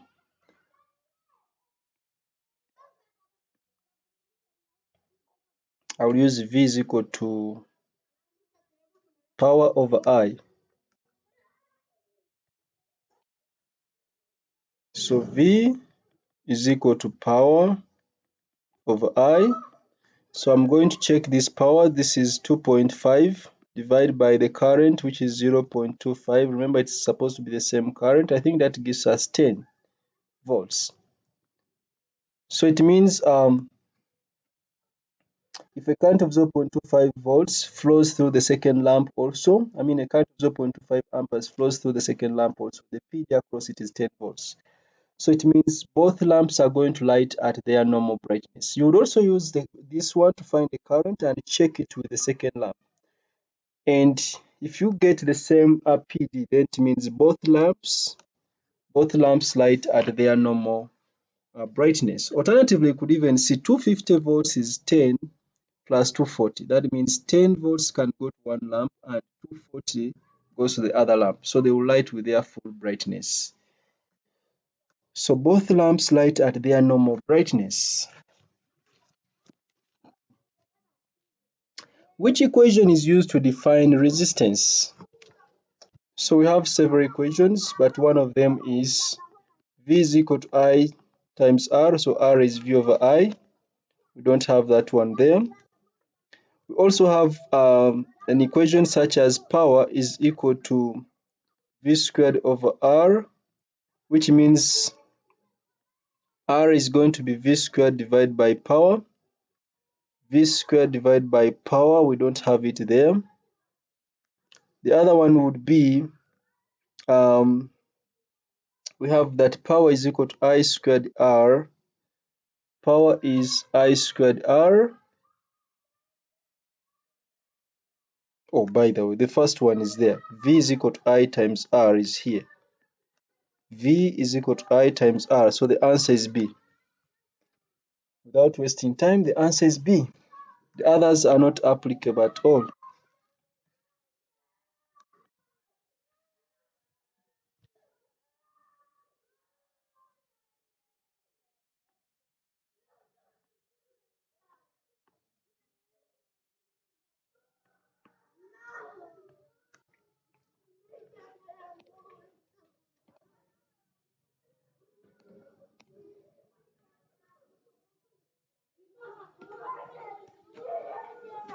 Okay, the charge that a fully charged 12-volt car battery can supply is 100 kilocoulombs. The starter motor of the car requires a current of 200 amperes for an average period of 2 seconds. The battery does not recharge. The battery does not recharge because of a fault. What is the maximum number of times the starter motor of the car can be used? Okay, so we want to find how many times can the starter of the motor be used. Okay, so let's just check this using current is equal to IT. We know current is equal to charge is I times T. So if it is used once, the charge is 200, the current is 200, and the time is 2 seconds. So if it is used once, it gives us it requires, or it can supply 400 coulombs. If it is used once, the starter motor of the car requires 200 amperes for an average time of 2 seconds. So if it is used once, it needs 400 coulombs. What is the maximum number of times the starter motor of the car can be used before it drains out? Remember, it supplies 100 kilocoulombs. So the number of times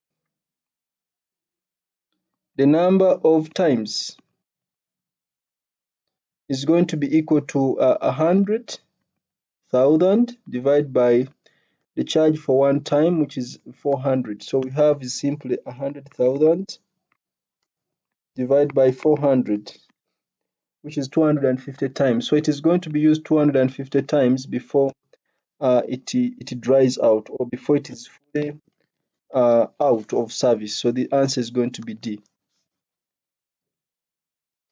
A potential divider circuit is formed by connecting a battery of negligible internal resistance in series with the two variable resistors as shown in the diagram here. The variable resistors have resistances Rx and Ry.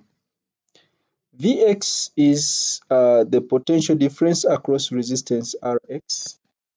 Rx and Ry are both changed at the same time. They are changed at the same time. Which combination must cause Vx to increase? Of course, if Vx is to increase, Rx must increase and Ry must decrease. So Rx must increase and Ry must decrease if Vx is to increase, because V is directly proportional to R for the same current. So Rx must increase and Ry must decrease if Vx is to increase. Okay, so here, alternatively, you can look at the potential divider formula that we already know. that the PD across Vx is the PD across x, which is going to be Rx over Rx plus Ry, then times the voltage supply, which I'm going to call V. So if Vx is to increase, then Rx has increased. Now that Rx has already increased, the denominator must be smaller. So Rx plus Ry should be smaller. Rx plus Ry should be smaller, but already Rx has increased, so it means Ry must decrease. So Rx should be larger and Ry should be smaller. So our answer is going to be B.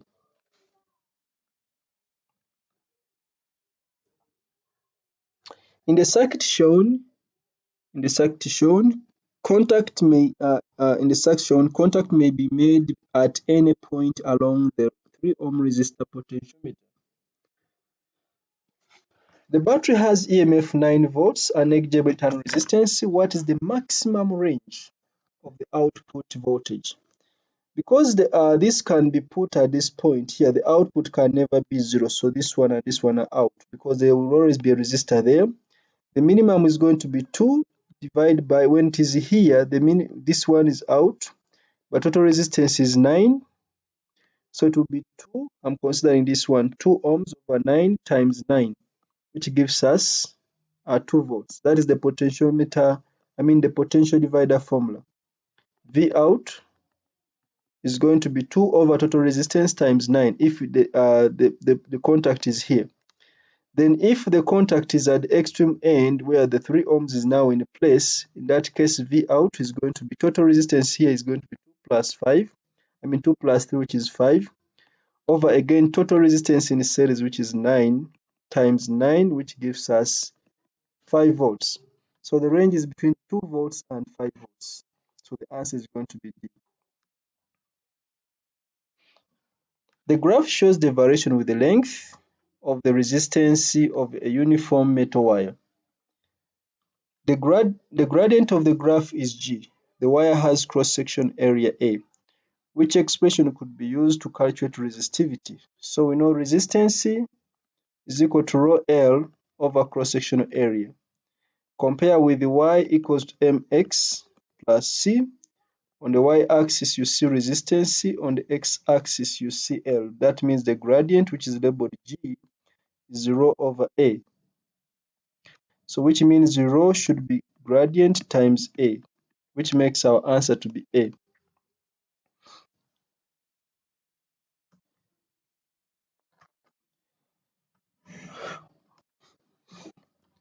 What describes the electric potential difference between 2 points in a wire that carries a current? What describes electric potential difference V between 2 points in a wire that describes that carries a current? Electric potential difference. Let's inspect this. It is the force. It can't be the force. The ratio of the energy dissipated between the 2 points to the current. Energy over current, that cannot be equal to V. So this is also wrong. The ratio of the power dissipated between the 2 points to the current. Power over I, that can be equal to V because power is IV, so the answer is going to be C. The ratio of power dissipated between the 2 points over charge. Power over charge, this can never be equal to V, so the answer is going to be C. The graphs show possible current voltage characteristics for a filament lamp and for a semiconductor diode. Okay. Which row in the table best specifies the IV characteristic graphs for the lamp? At this point, you should be familiar with the IV characteristic of a lamp. That should be very simple to you now. Since it is we have I against V, so it means V is equal to I times R, and making I the subject, I is equal to V over R, meaning if I compare with Y is equal to mx, it means the gradient is equal to 1 over R. But for a filament lamp, resistance later on increases, which means the gradient later on should be decreasing. So when I look around, I can see that the filament lamp is going to be P. P is the filament lamp, not Q. So Q is not the filament lamp. When the resistance increases for the filament lamp with the time temperature increases, resistance increases for a filament lamp. And if resistance increases, the gradient should be decreasing. Then for a semiconductor diode, it conducts at a certain voltage. It starts conducting at a certain voltage. There is a threshold voltage for a semiconductor diode to start conducting. Therefore, this one is wrong. This one is showing there is a current when there is no voltage. This one is also, of course, wrong. It has a threshold. So this threshold here is about 0.5 or 0.6 volts. So the answer is going to be R and P. So for the filament lamp is P, for the semiconductor diode is R. So the answer is going to be A. A circuit contains a cell, two resistors of resistances R1 and R2 and a variable resistor X. The cell has negligible internal resistance.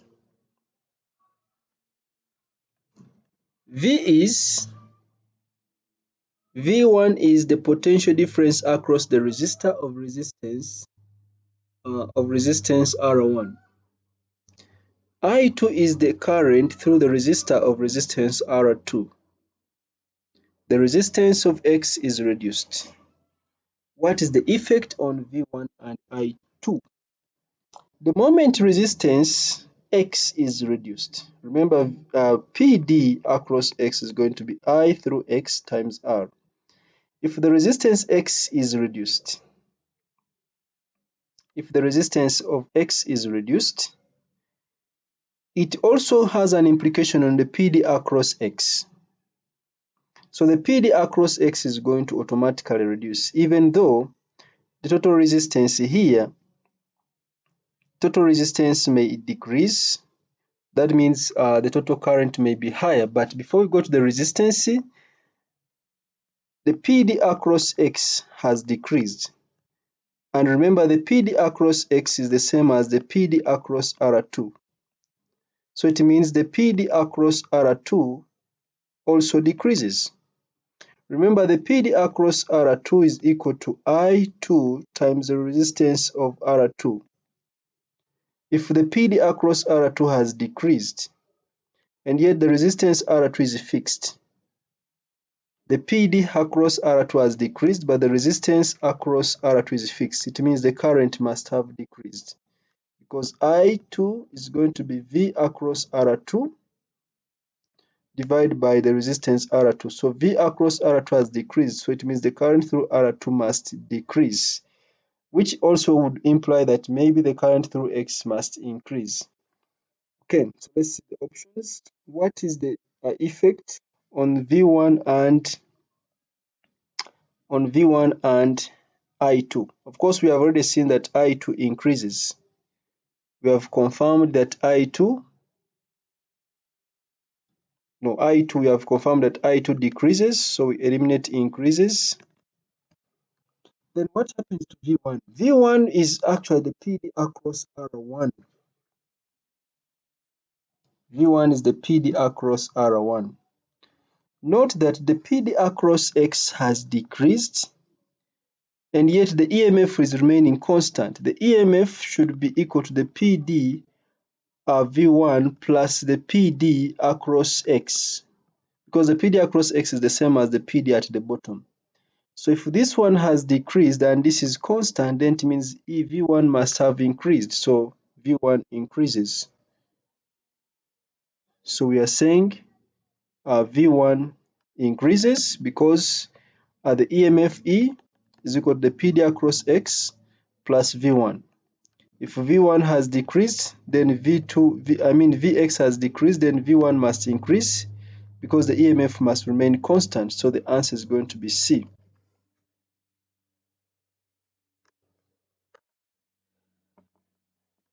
A 100 potentiometer wire QT is connected in series with a 2-volt cell, 2.0 volt cell. Another circuit along another circuit consisting of 2 volts cell in series with resistors of resistance 4 ohms and 6 ohms is set up alongside the potentiometer. Connections PQ and RS are then made so that the potential difference across 4 ohms resistance is balanced against a PD across a length L of the potentiometer wire. Both cells have negligible internal resistance. Okay, so we can have a look at that circuit. If there is balance, then there is no the galvanometer gives no reading. So the PD across PR should be the same as the PD across QS. Note that PD is directly proportional to length. So first of all, I will find the PD across PD per centimeter across T, which is going to be constant. The constant K, which is the PD per centimeter across QT, is going to be 2 volts divided by the resistance, which is 100. I mean the length, which is 100 for the whole wire QT. Okay, and note that the PD across QS is going to be equal to the PD across PR for balance, and this is going to be the PD per centimeter, which is it is the PD per centimeter, which is, or it is the constant K times the length L. The constant K is 2 over 100 times the length L, which we want to find. But also, these two are in series. If there is no resultant current through the galvanometer, then these two divide this EMF. So they divide it in the ratio of the resistances. PD across PR is also going to be 4 divided by total resistance here, which is 10, times the voltage supply, which is 2. So that is 8 over 10, which is 0.8. So I'm saying 0.8 volts should be the same as 2 over 100 times L. So I want to find L. L will be equal to 0.8 times 100 divided by 2, which is going to be 40 centimeters. Because here this was volts per centimeter, so this is centimeters. So our answer here is going to be 40. I first of all got the PD across QS using the PD per centimeter, but since there is balance, it is the same PD across PR, which is got from the potential divider formula, where I got 4 divided by total resistance here, then I multiply by the voltage supply, which gives me 0.8. So L is 40 centimeters, making our answer to be B.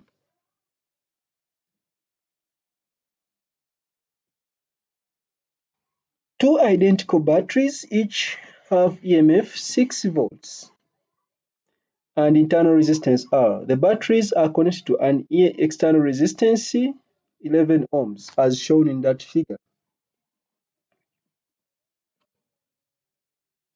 The current in the external resistance is 0.5 ohms. What is the internal resistance R? So we want to find R. That is also not very complex. So the current here is 0.5.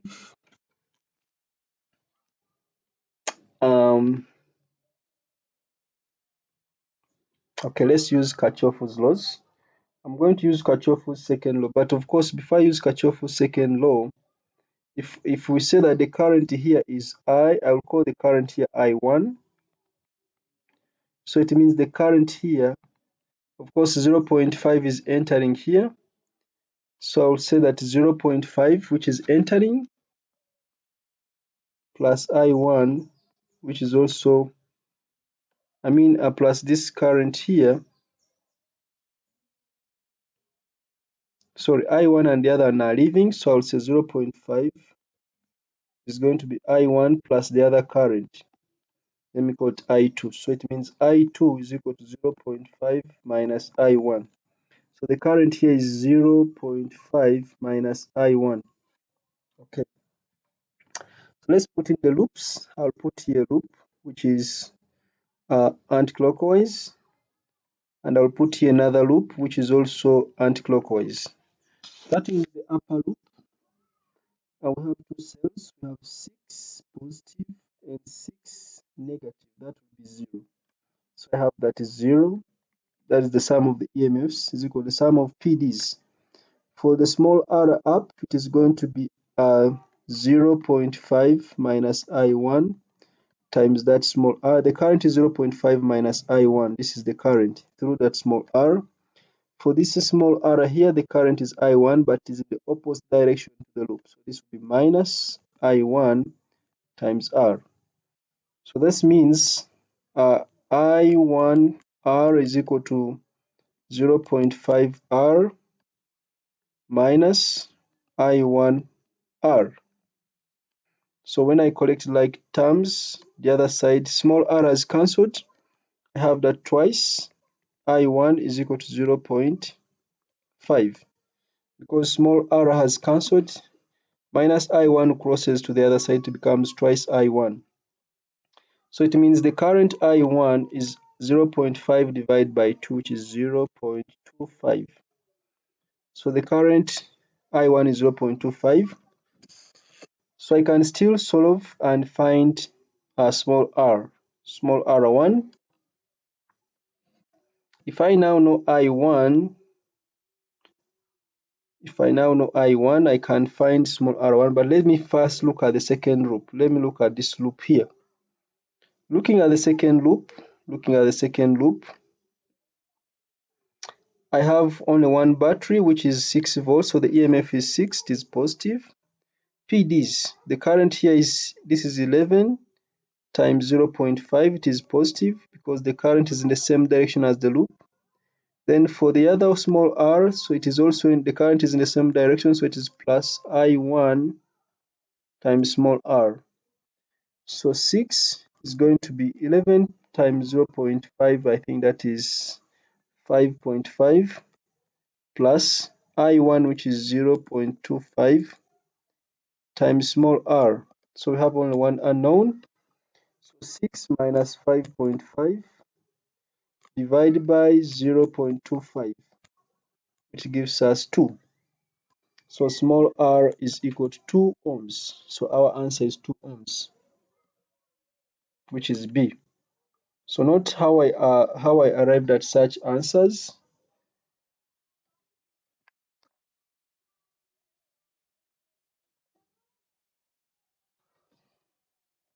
I first used the upper loop.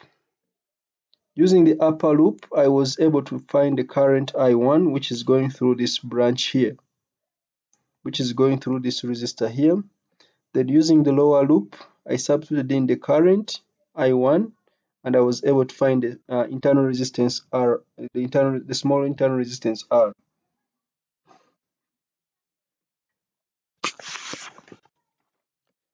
An electric kettle is marked 3.1 kilowatts. It is used with an electrical supply of 240 volts. It is used with an electrical supply of 240 volts. Volt is marked 2.1 kilowatts. What is the electric current in the kettle, and what is the kettle's electrical resistance when working? So we want electric current in the kettle. So to begin with, we know that power is equal to I times V. So we find the current from I is equal to power divided by V. So this will be 3.1 times 1000. I think that is 3100 divided by V, which is 240. So 3100 divided by 240, that is 12.9. So we have 12.9, we ignore those two. Then we want to find the resistance. We can use the same formula of power, but this time will be V squared over R, which implies that resistance is going to be equal to V squared divided by power. So V is 240 squared divided by the power, which is 3100. So we check again, 240 squared divided by 3100. That gives us 18.6. So this was amperes and this is now ohms. So the answer is going to be C. A thick copper wire is connected to a thin copper wire in series with a cell as shown in the figure here. What is significantly less in the thick wire than in the thin wire? So here current is the same because they're in series. The current is the same and we know that current is equal to charge over time. But remember I is the same. Also current is equal to never. Current is equal to never. So Q over T is equal to never. Q over T is equal to never. So the question is what is the same? So Q over T is the current which is the same. What is less? What is significantly less in the thicker wire than in the thinner wire? Note that the thicker wire has a larger cross-sectional area and the thinner wire has a smaller cross-sectional area. You notice that area is inversely proportional to the drift velocity. The thicker copper wire has a larger area, therefore it should be having a smaller drift velocity. So let's check the options which are there. Number one, the charge passing a point per unit time. That is the current, that is the same. The drift speed of electrons. What is significantly less in the thicker wire? Because it has a greater cross-sectional area, it has a smaller drift speed. So the answer is going to be B. The drift speed of the electrons. So the answer is B. What is a typical value for the order of magnitude of resistivity of copper? When I look around, I think the answer is B. How do I arrive at B? Let's try to use a simple inspection method here. We know that resistance is equal to rho L over cross-sectional area, which is the same as 4 rho L over pi d squared, where d is the diameter of the wire. Area is pi d squared over 4, so the 4 goes up. So it means the resistivity is going to be equal to resistance. Resistivity is going to be equal to the resistance of the wire times pi times d squared divided by 4L. Let's just use simple values or smaller values. The diameter of a wire on estimation is approximately, it can be approximately 1 millimeter. It can be 1 millimeter, 2 millimeters, around there. So if I estimate the diameter of a wire to be around 1 millimeter, and I estimate just a length of 1 meter, I just use 1 meter, 1 millimeter, without even putting in the resistance, without putting in the values of resistance, I'll just use the smallest values. So R times pi, diameter 1 millimeter, that is 1 times 10 power negative 3 squared, divided by 4 times the length. I'm using a length of 1 meter, so that is 1 meter. When I check this with my calculator, I'm ignoring R first. So I have 1 exponent negative 3, but remember it is squared, times pi. Then divide by 4. So I am getting 7.8 times 10 power negative 7. That means for a resistance of 1 ohm, the resistivity is approximately 10 power negative 7, and the closest value there is 10 power negative 8. Therefore, our answer is going to be B. In the circuit shown, the reading on the ammeter is 0. So this is, if the reading here is 0, it means the PD across this point is the same as the PD across the other one. So it's the same as the PD across here is the same as the PD across the other one. So which means that R1 over R2 is the same as R3 over R4, or precisely R1 times R4 is precisely the same as R2 times R3. Let's see the question.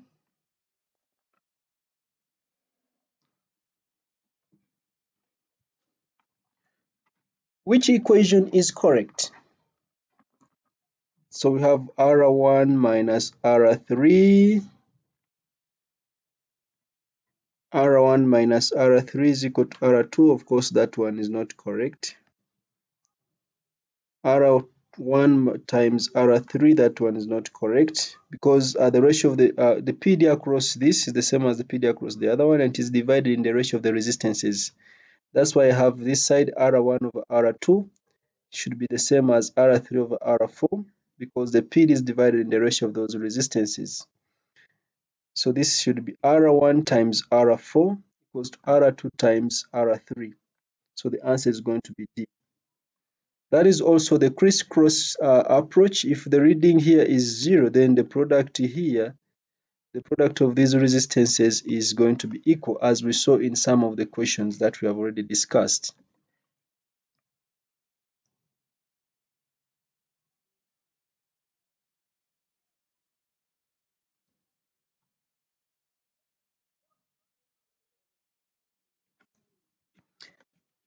The diagram shows currents I1, I2, I3, I4, and I5 in different branches of a circuit.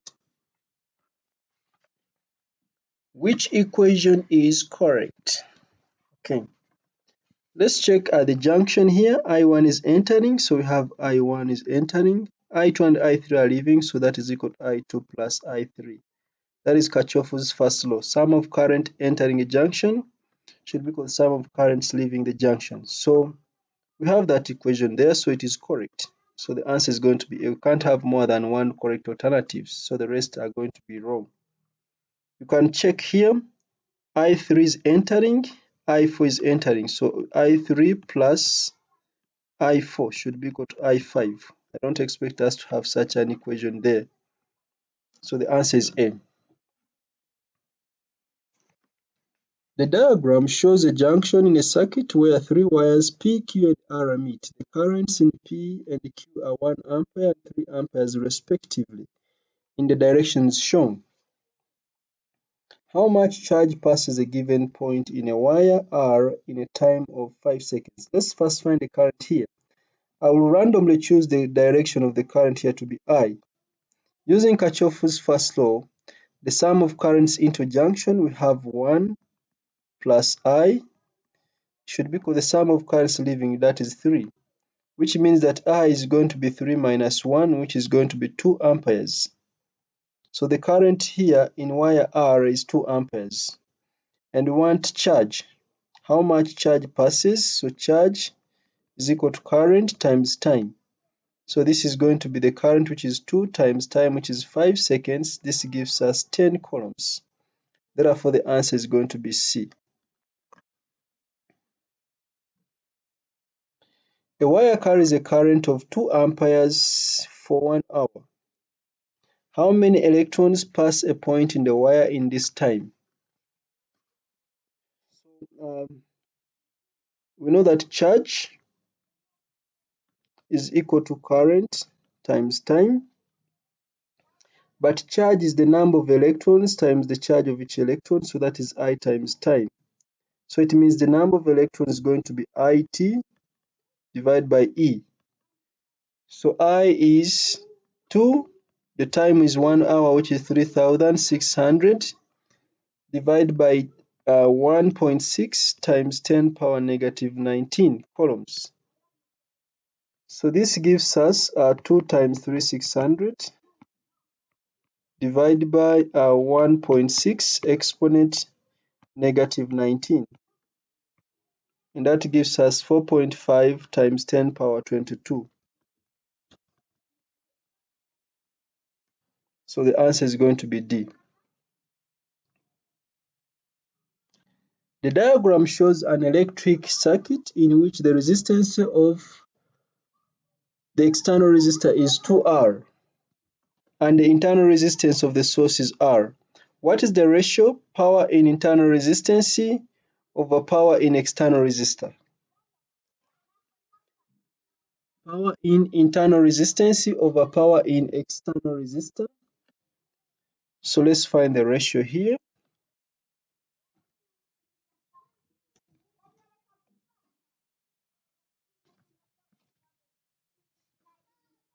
So we know that power is equal to I squared times R. So for the upper one, I will just find the ratio here. For the internal resistance, power will be I squared times R. For the external resistance, power will be I squared times 2R. This gives us 1 over 2. So the answer here is going to be precisely a B. 4 statements about either potential difference or electromotive force are listed. It involves changing electrical energy into other forms. That is electrical into other forms, that is V. It involves changing other forms into electrical, that is e.m.f. It is the energy per unit charge to move a charge around a complete circuit. I think that is V. No, that is not V. It is the work done per unit charge by the charge moving from one point to another. I think this is V. Which statements apply to potential difference and which apply to electromotive force? So this one is E, by the way. The energy per unit charge to move charge around a complete circuit, that is E. So 1 and 4 should be V. 1 and 4 should be V, and 2 and 3 should be E. So the answer is going to be B. In the circuit shown, there is a current of 3 amperes in the 2 ohm resistor.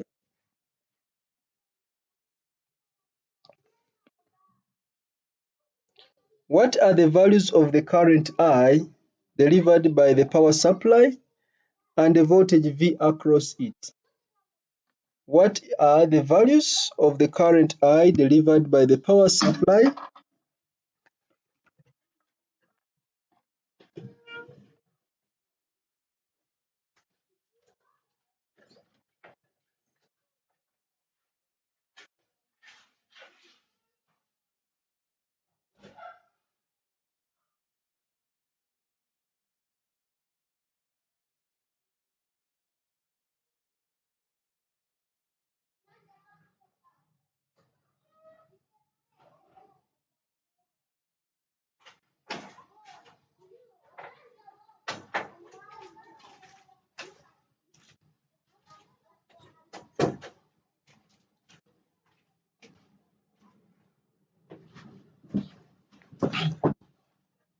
Sorry for that. In the circuit shown, there is a current of 3 amperes in the 2 ohm resistor. What are the values? What are the values? Sorry about this. What are the values of the current I delivered by the power supply and the voltage V across it? Okay, so I will go back to the circuit. You will realize that if this is 2 ohms and this is 6 ohms, the current here is 3 amperes. But notice that the resistance here is a third of the resistance here. Remember, resistance is inversely proportional to current. If the resistance here is 3 times the resistance there, that means the current here is a third. So here we have 3 amperes. Here automatically we are going to have 1 ampere. The current here is going to be 1 ampere because current is inversely proportional. Current is inversely proportional to resistance. Where the resistance is bigger, the current is smaller. So notice that the PD across these two should also be the same. And if the PD across this one is V is equal to I times R, then the PD is going to be I is 3 times 2, which is equal to 6 volts. It should be the same PD across the lower resistor, which also implies that the current in the lower resistor is going to be 6 over 6, which is equal to 1 ampere. So the current here is 1 ampere. So, and using Kirchhoff's second law, the current entering should be equal to the sum of these two.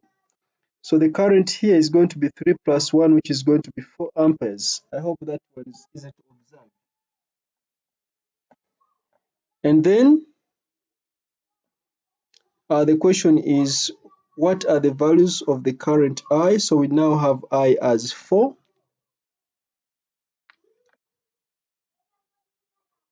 So we ignore 12 and 3. The current is 4. And the voltage V across it. I delivered by the power supply and the voltage V across it. So we want the voltage across the power supply. So now we know the PD across the parallel combination is 6 volts. What we are remaining with is the PD across 1.5 volts. So the PD across the 1.5 ohms is going to be equal to the current times the resistance. The current through it is 4 amperes times the resistance, which is 1.5. So 4 times 1.5, this gives us 6. This gives us 6 volts. So the total is going to be 6 volts plus this 6 volts to give us 12. So here we have 6 volts and here we have 6 volts. So the total is going to give us, total is going to be 12 volts. So the answer is going, is it 12? Yes, the answer is 12. So our answer is going to be C. In the circuit below, P is a potentiometer of total resistance 10 ohms, and Q is a fixed resistor of resistance 10 ohms. The battery has an e.m.f of 4 volts and a negligible internal resistance. The voltmeter has a very high resistance. That means no current flows through the voltmeter. The slider on the potentiometer is moved from X to Y. It is moved from X to Y. When it is at Y, the reading of the voltmeter is going to be the PD across Q. Remember, Q is 10. P is a potentiometer of total resistance 10. Q is a fixed resistor of total resistance 10. So the PD across will be now 10 divided by 20 times 4, which gives us 4 volts. I mean 2 volts. So when it is at Y, it should be at 2 volts. Let's check. This one goes to 2 volts. At Y, this is at 4 volts. At Y, this is at 4 volts. At Y, this is at 0 volts. So our answer is precisely going to be A.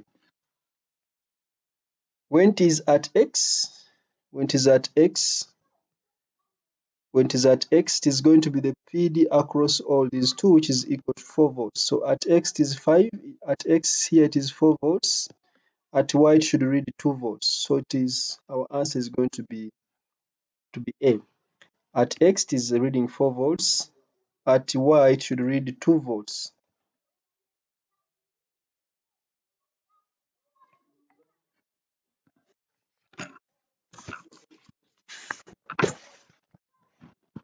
The diagrams show two different circuits. The diagram shows two different circuits. The cells in each circuit have the same e.m.f and zero internal resistance. The three resistors each have the same resistance R. In the circuit on the left, the power dissipated in the resistor is P. So power here is P. What is the total power dissipated in the circuit on the right? So this power is P, and power P is equal to I squared, or it will be V squared divided by R. The power dissipated here is going to be V squared over R, or because the e.m.f is the same, the power dissipated here, this will be equivalent to one resistor of total resistance twice R. So if the same e.m.f is across this, it means the power dissipated here is going to be the e.m.f, which I'm just going to call V squared over total resistance, which will be twice R. So you notice that the second power here, P2, is equal to a half into V squared over R, and this one is the first power P. So this second power is going to be a half times the first power. So that means the power is going to be P over 2. Which equation that links some of the following terms is correct?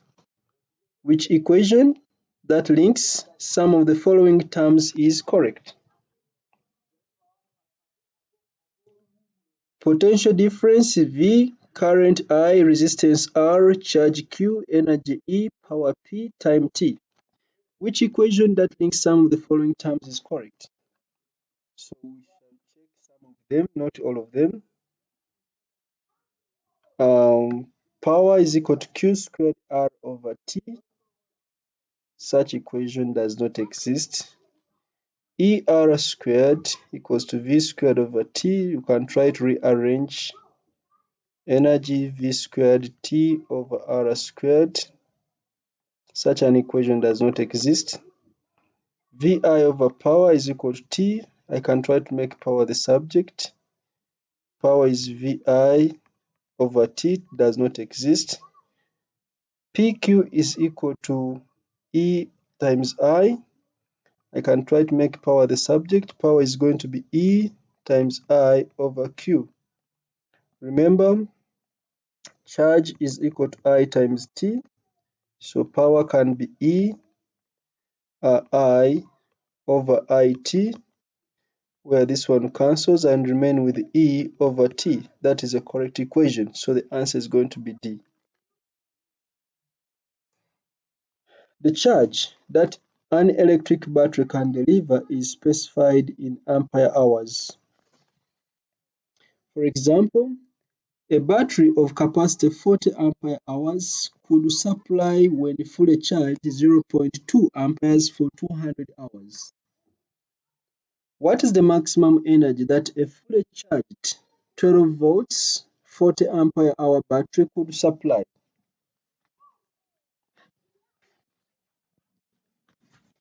Okay,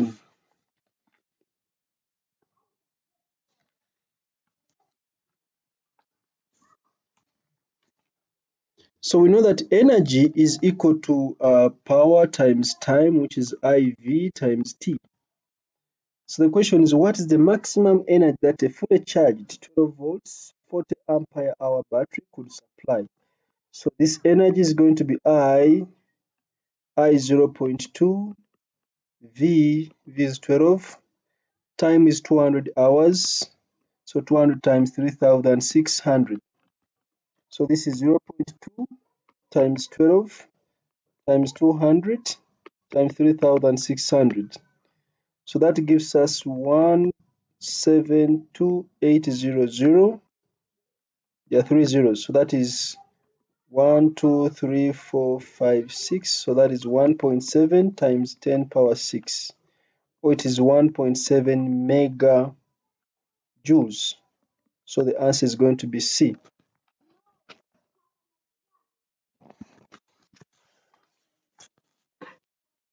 The battery with e.m.f. E and internal resistance R is connected in series with a variable external resistor. The value of the external resistance R is slowly increased from 0. So it is slowly increased from 0. If it was 0, it means the PD across it was 0. So the power dissipated in it was initially 0. So it must first increase. It must first increase, but of course later on it will decrease, because power is equal to I squared R. It will first increase when R is not 0, but then as R increases, the current decreases, and because I is squared, then the power will therefore decrease. So let's check here.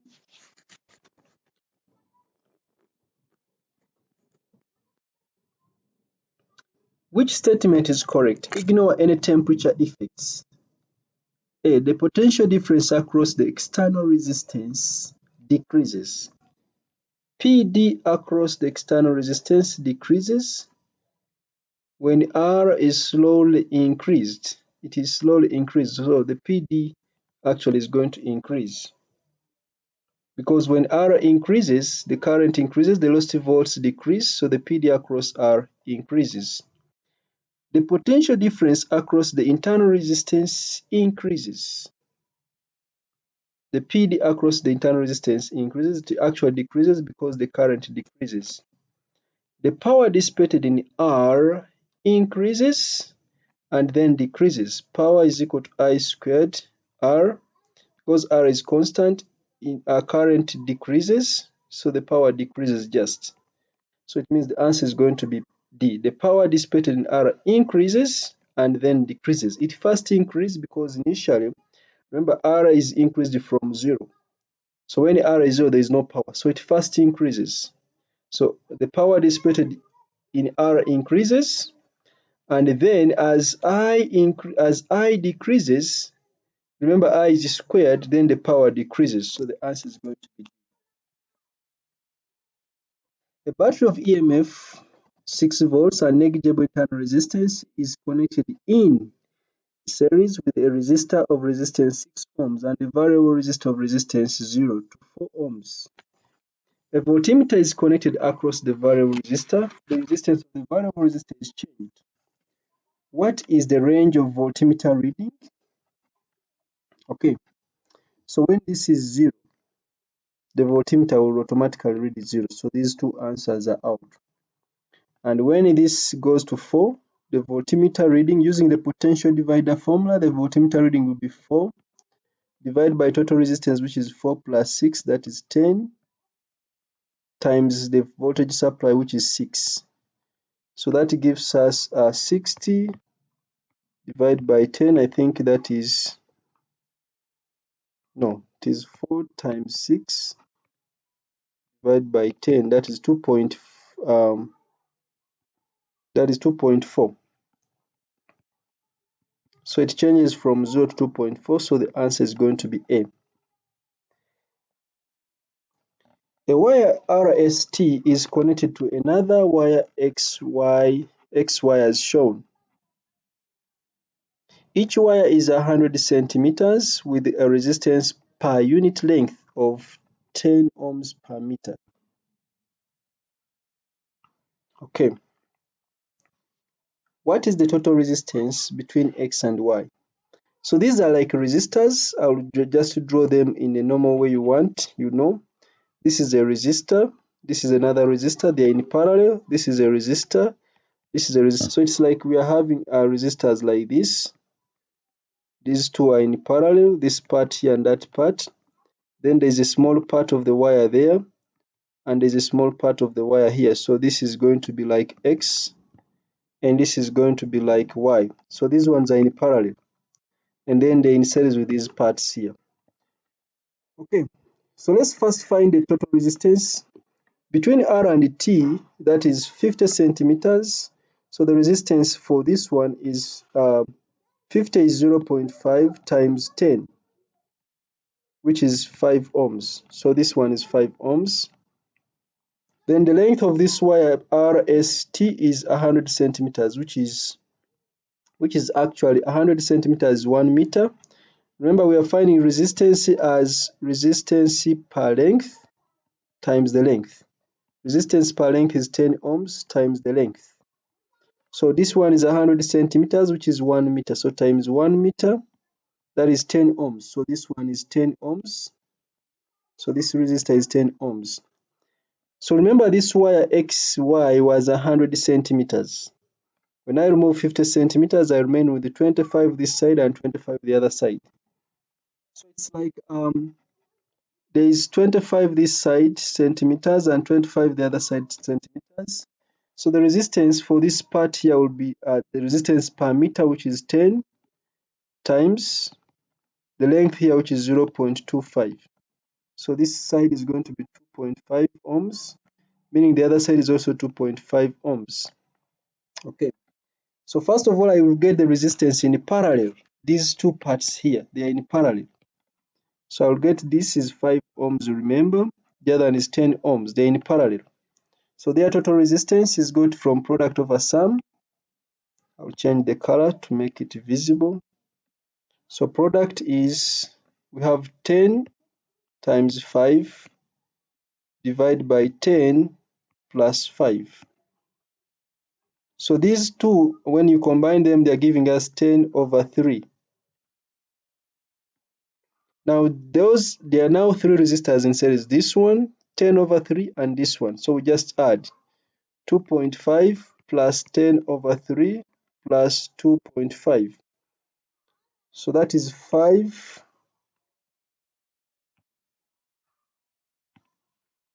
2.5 plus 10 over 3,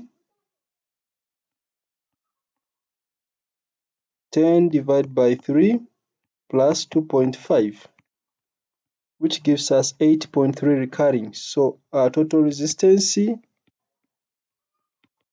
8.33 recurring. So let's check if that answer is there.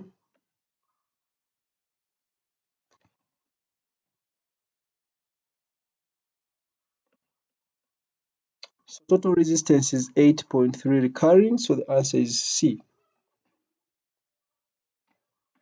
A power supply of e.m.f 50 volts and negligible internal resistance is connected in series with the resistors of resistance 100 ohms and 5 ohms as shown there. A voltmeter measures the potential difference across 5 ohms and an ammeter measures the current in the circuit. What are suitable ranges for the ammeter and for the voltmeter? Okay, suitable ranges for the ammeter and for the voltmeter. So to begin with, for the ammeter, that is current is equal to e.m.f over total resistance. The e.m.f is going to be 50, total resistance is 100 plus 5, which is 105. So let's check. 50 divided by 105, that is 0.4, approximately 0.5 or 0.48.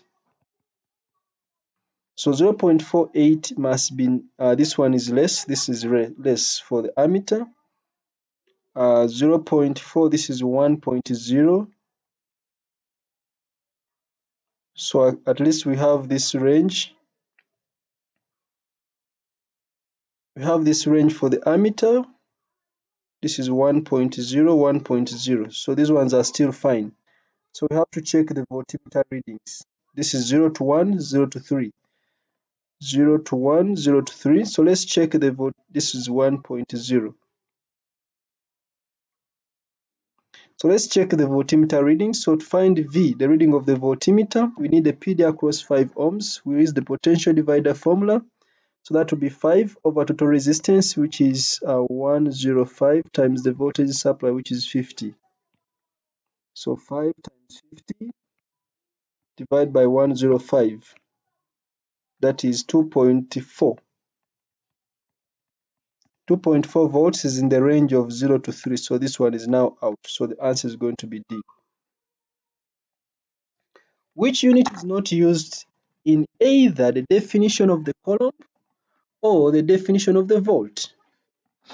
The coulomb is joule. The coulomb is charge is equal to IT. So the coulomb is ampere seconds. The volt is equal to energy. PD is energy over charge, which is joule over coulomb. So which unit is not? So we see ampere is there. We see the joule is there. We see the second is there for time. So the answer is the ohm. So the answer is C. This one is not. When a thin metal wire is stretched, it becomes longer and thinner. Longer, that is L is increasing. Thinner, cross-section area decreases. This causes a change in the resistance of the wire. The volume of the wire remains constant. Which graph could represent the variation with the extension x of the resistance of the wire? So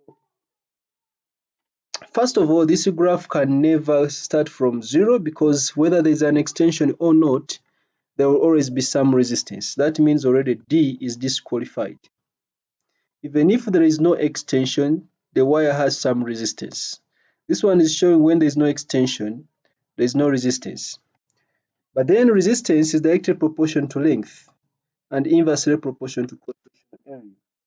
But remember the volume remains constant, so resistance is equal to cross-sectional rho L over area. And remember, volume is equal to cross-sectional area times length.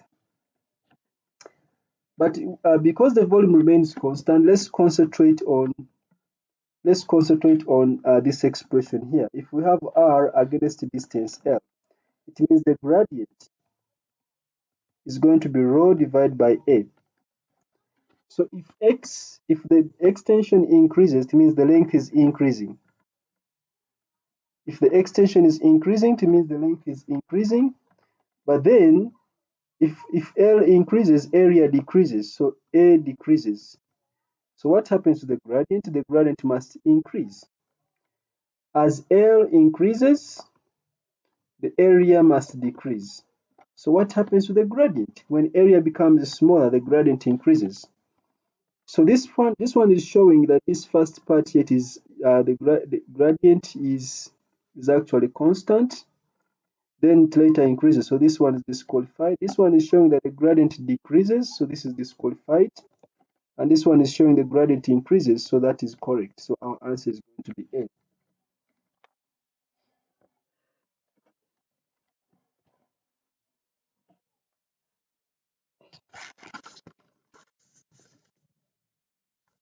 Which statement is not valid? Current is the speed of the charged particle that carry it. Current is the speed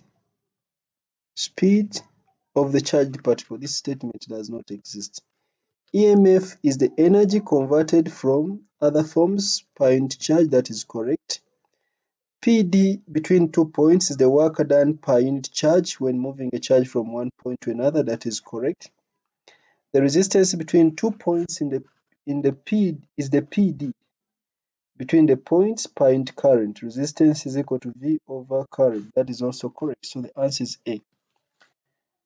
A cell of e.m.f. E delivers a charge Q to an external circuit. Which statement is correct?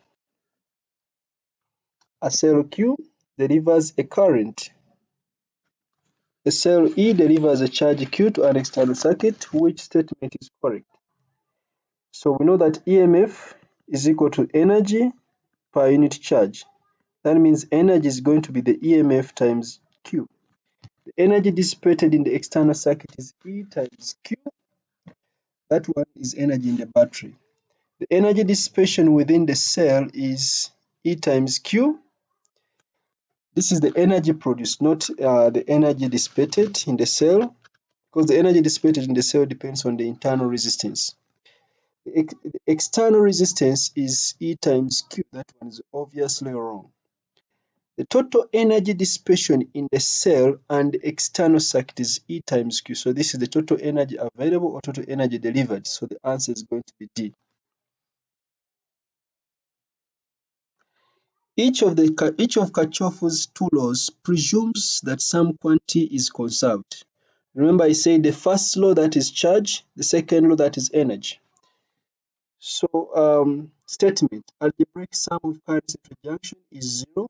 Conservation of charge, that is Kirchhoff's first law, which is correct. Algebraic sum of currents into junction is zero. That is energy. That is not wrong. That is wrong. Current is not energy. e.m.f is energy, so it can't be conservation of charge. e.m.f the e.m.f in a loop is equal to the algebraic sum of the product of the current and the resistance around the loop. e.m.f of the loop. e.m.f in a loop is equal to the algebraic sum. The word algebraic means the algebraic sum of the e.m.fs and the potential drops is supposed to be zero. So our answer is going to be A. The algebraic sum of currents into a junction is zero. So that is conservation of charge. Just like the algebraic sum of e.m.fs and the potential drops should be zero. That will be conservation of energy. So I know the first one and the last one would be very confusing to choose from, but the most appropriate is A.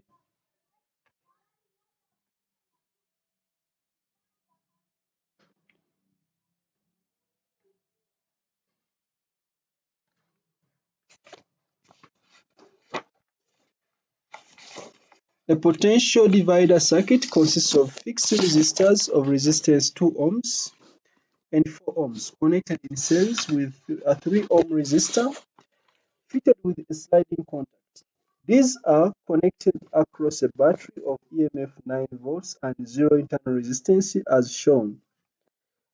What are the maximum and minimum output voltage of this potential divider? So minimum, this will be at this point here. So minimum will be 2 over total resistance, which is 2 plus 3 plus 4, which is that is 9, times voltage supply, which is 9. That gives us 2 volts. That is the minimum PD. I've used the formula for I'm always using a formula for potential dividers. That is V out is equal to the resistance at that point over total resistance times V in, which is the voltage supply.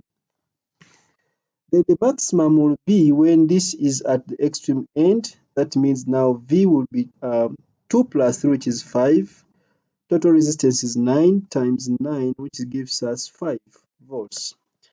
So our maximum is 5, minimum is 2. So the answer is going to be B.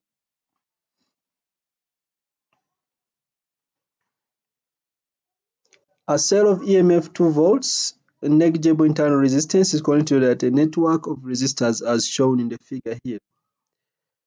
What is the current I? What is the current I? First of all, the 2 ohm resistor is directly in parallel with the 2 volts. So the PD across 2 ohms is 2 volts. So we can find the current here.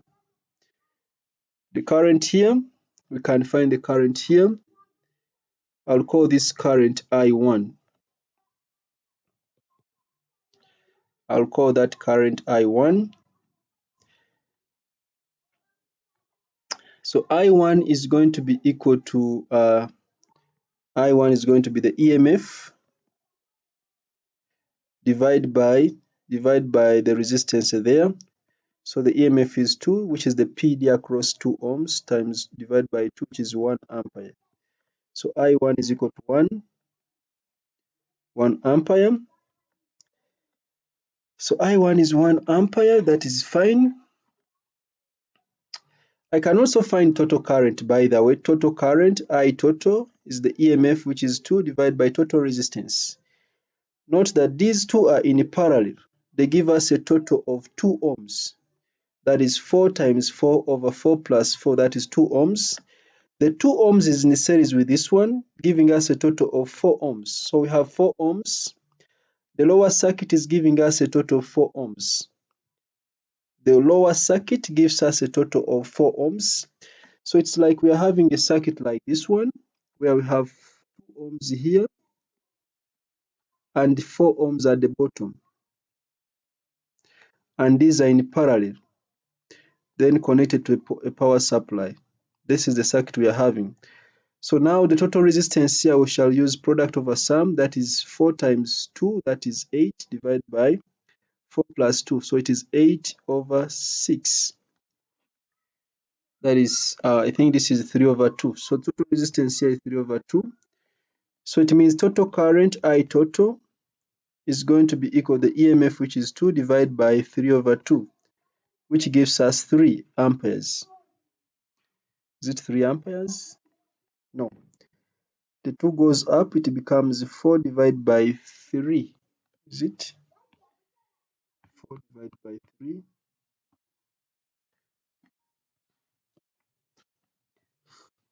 I hope I checked this very correctly.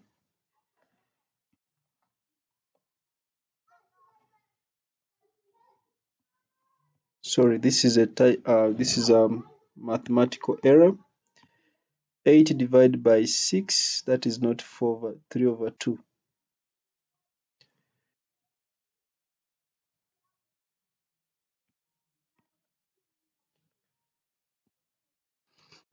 8 divided by 6, this is equal to 4 divided by 3. So that is 4 divided by 3. So 2 divided by 4 over 3, the 3 goes up, that is 6 over 4. 6 divided by 4, that is 1.2. So this is 1.2, not 3.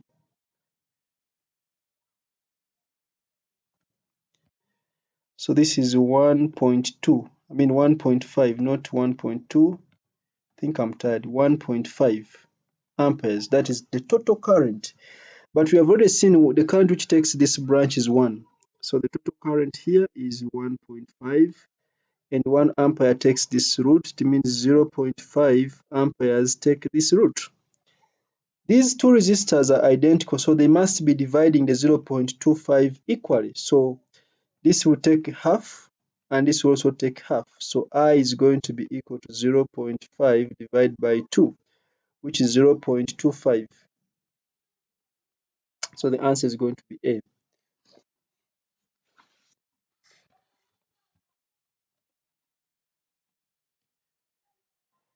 A pedal bicycle is fitted with an electric motor. The rider switches on the motor for a time of 3 minutes. Time is 3 minutes. A constant current of 3.5 volts, 3.5 amperes in the electric motor is provided from a battery with a terminal voltage of 24 volts. What is the energy supplied by the battery? Energy supplied by the battery. So we know that energy should be equal to power times time, which is equal to IV times T. That is, energy is IV times T. So the current is given as 3.5 times V, which is given as 24. Then the time has been given as 3 minutes. So I'll just multiply 3 times 60. So we check from the calculator. 3.5 times 24 times 3 times 60, which gives us 120. So that is 15120 joules, and which is approximately 15,000 joules, making our answer to be D. So the answer there is going to be D. The diagram shows a simple circuit. Let's have a look at this simple circuit.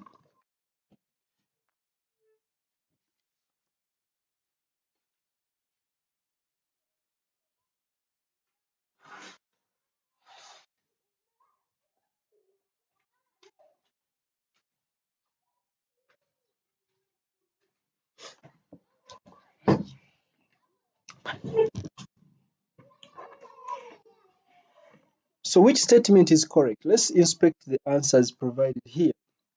When switch S is closed, the EMF of the battery falls because work is done against the internal resistance. The EMF of the battery does not fall. When switch S is closed, the EMF of the battery falls. The EMF does not fall.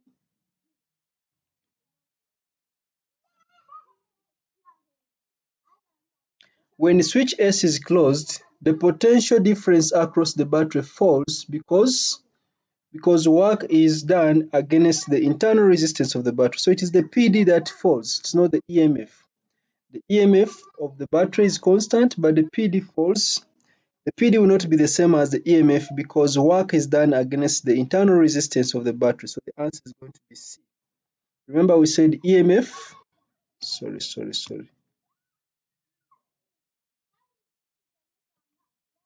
Sorry for the snap.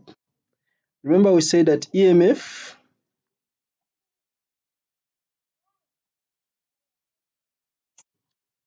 now the pen has again started stressing.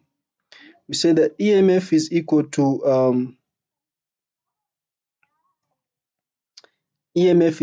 the PD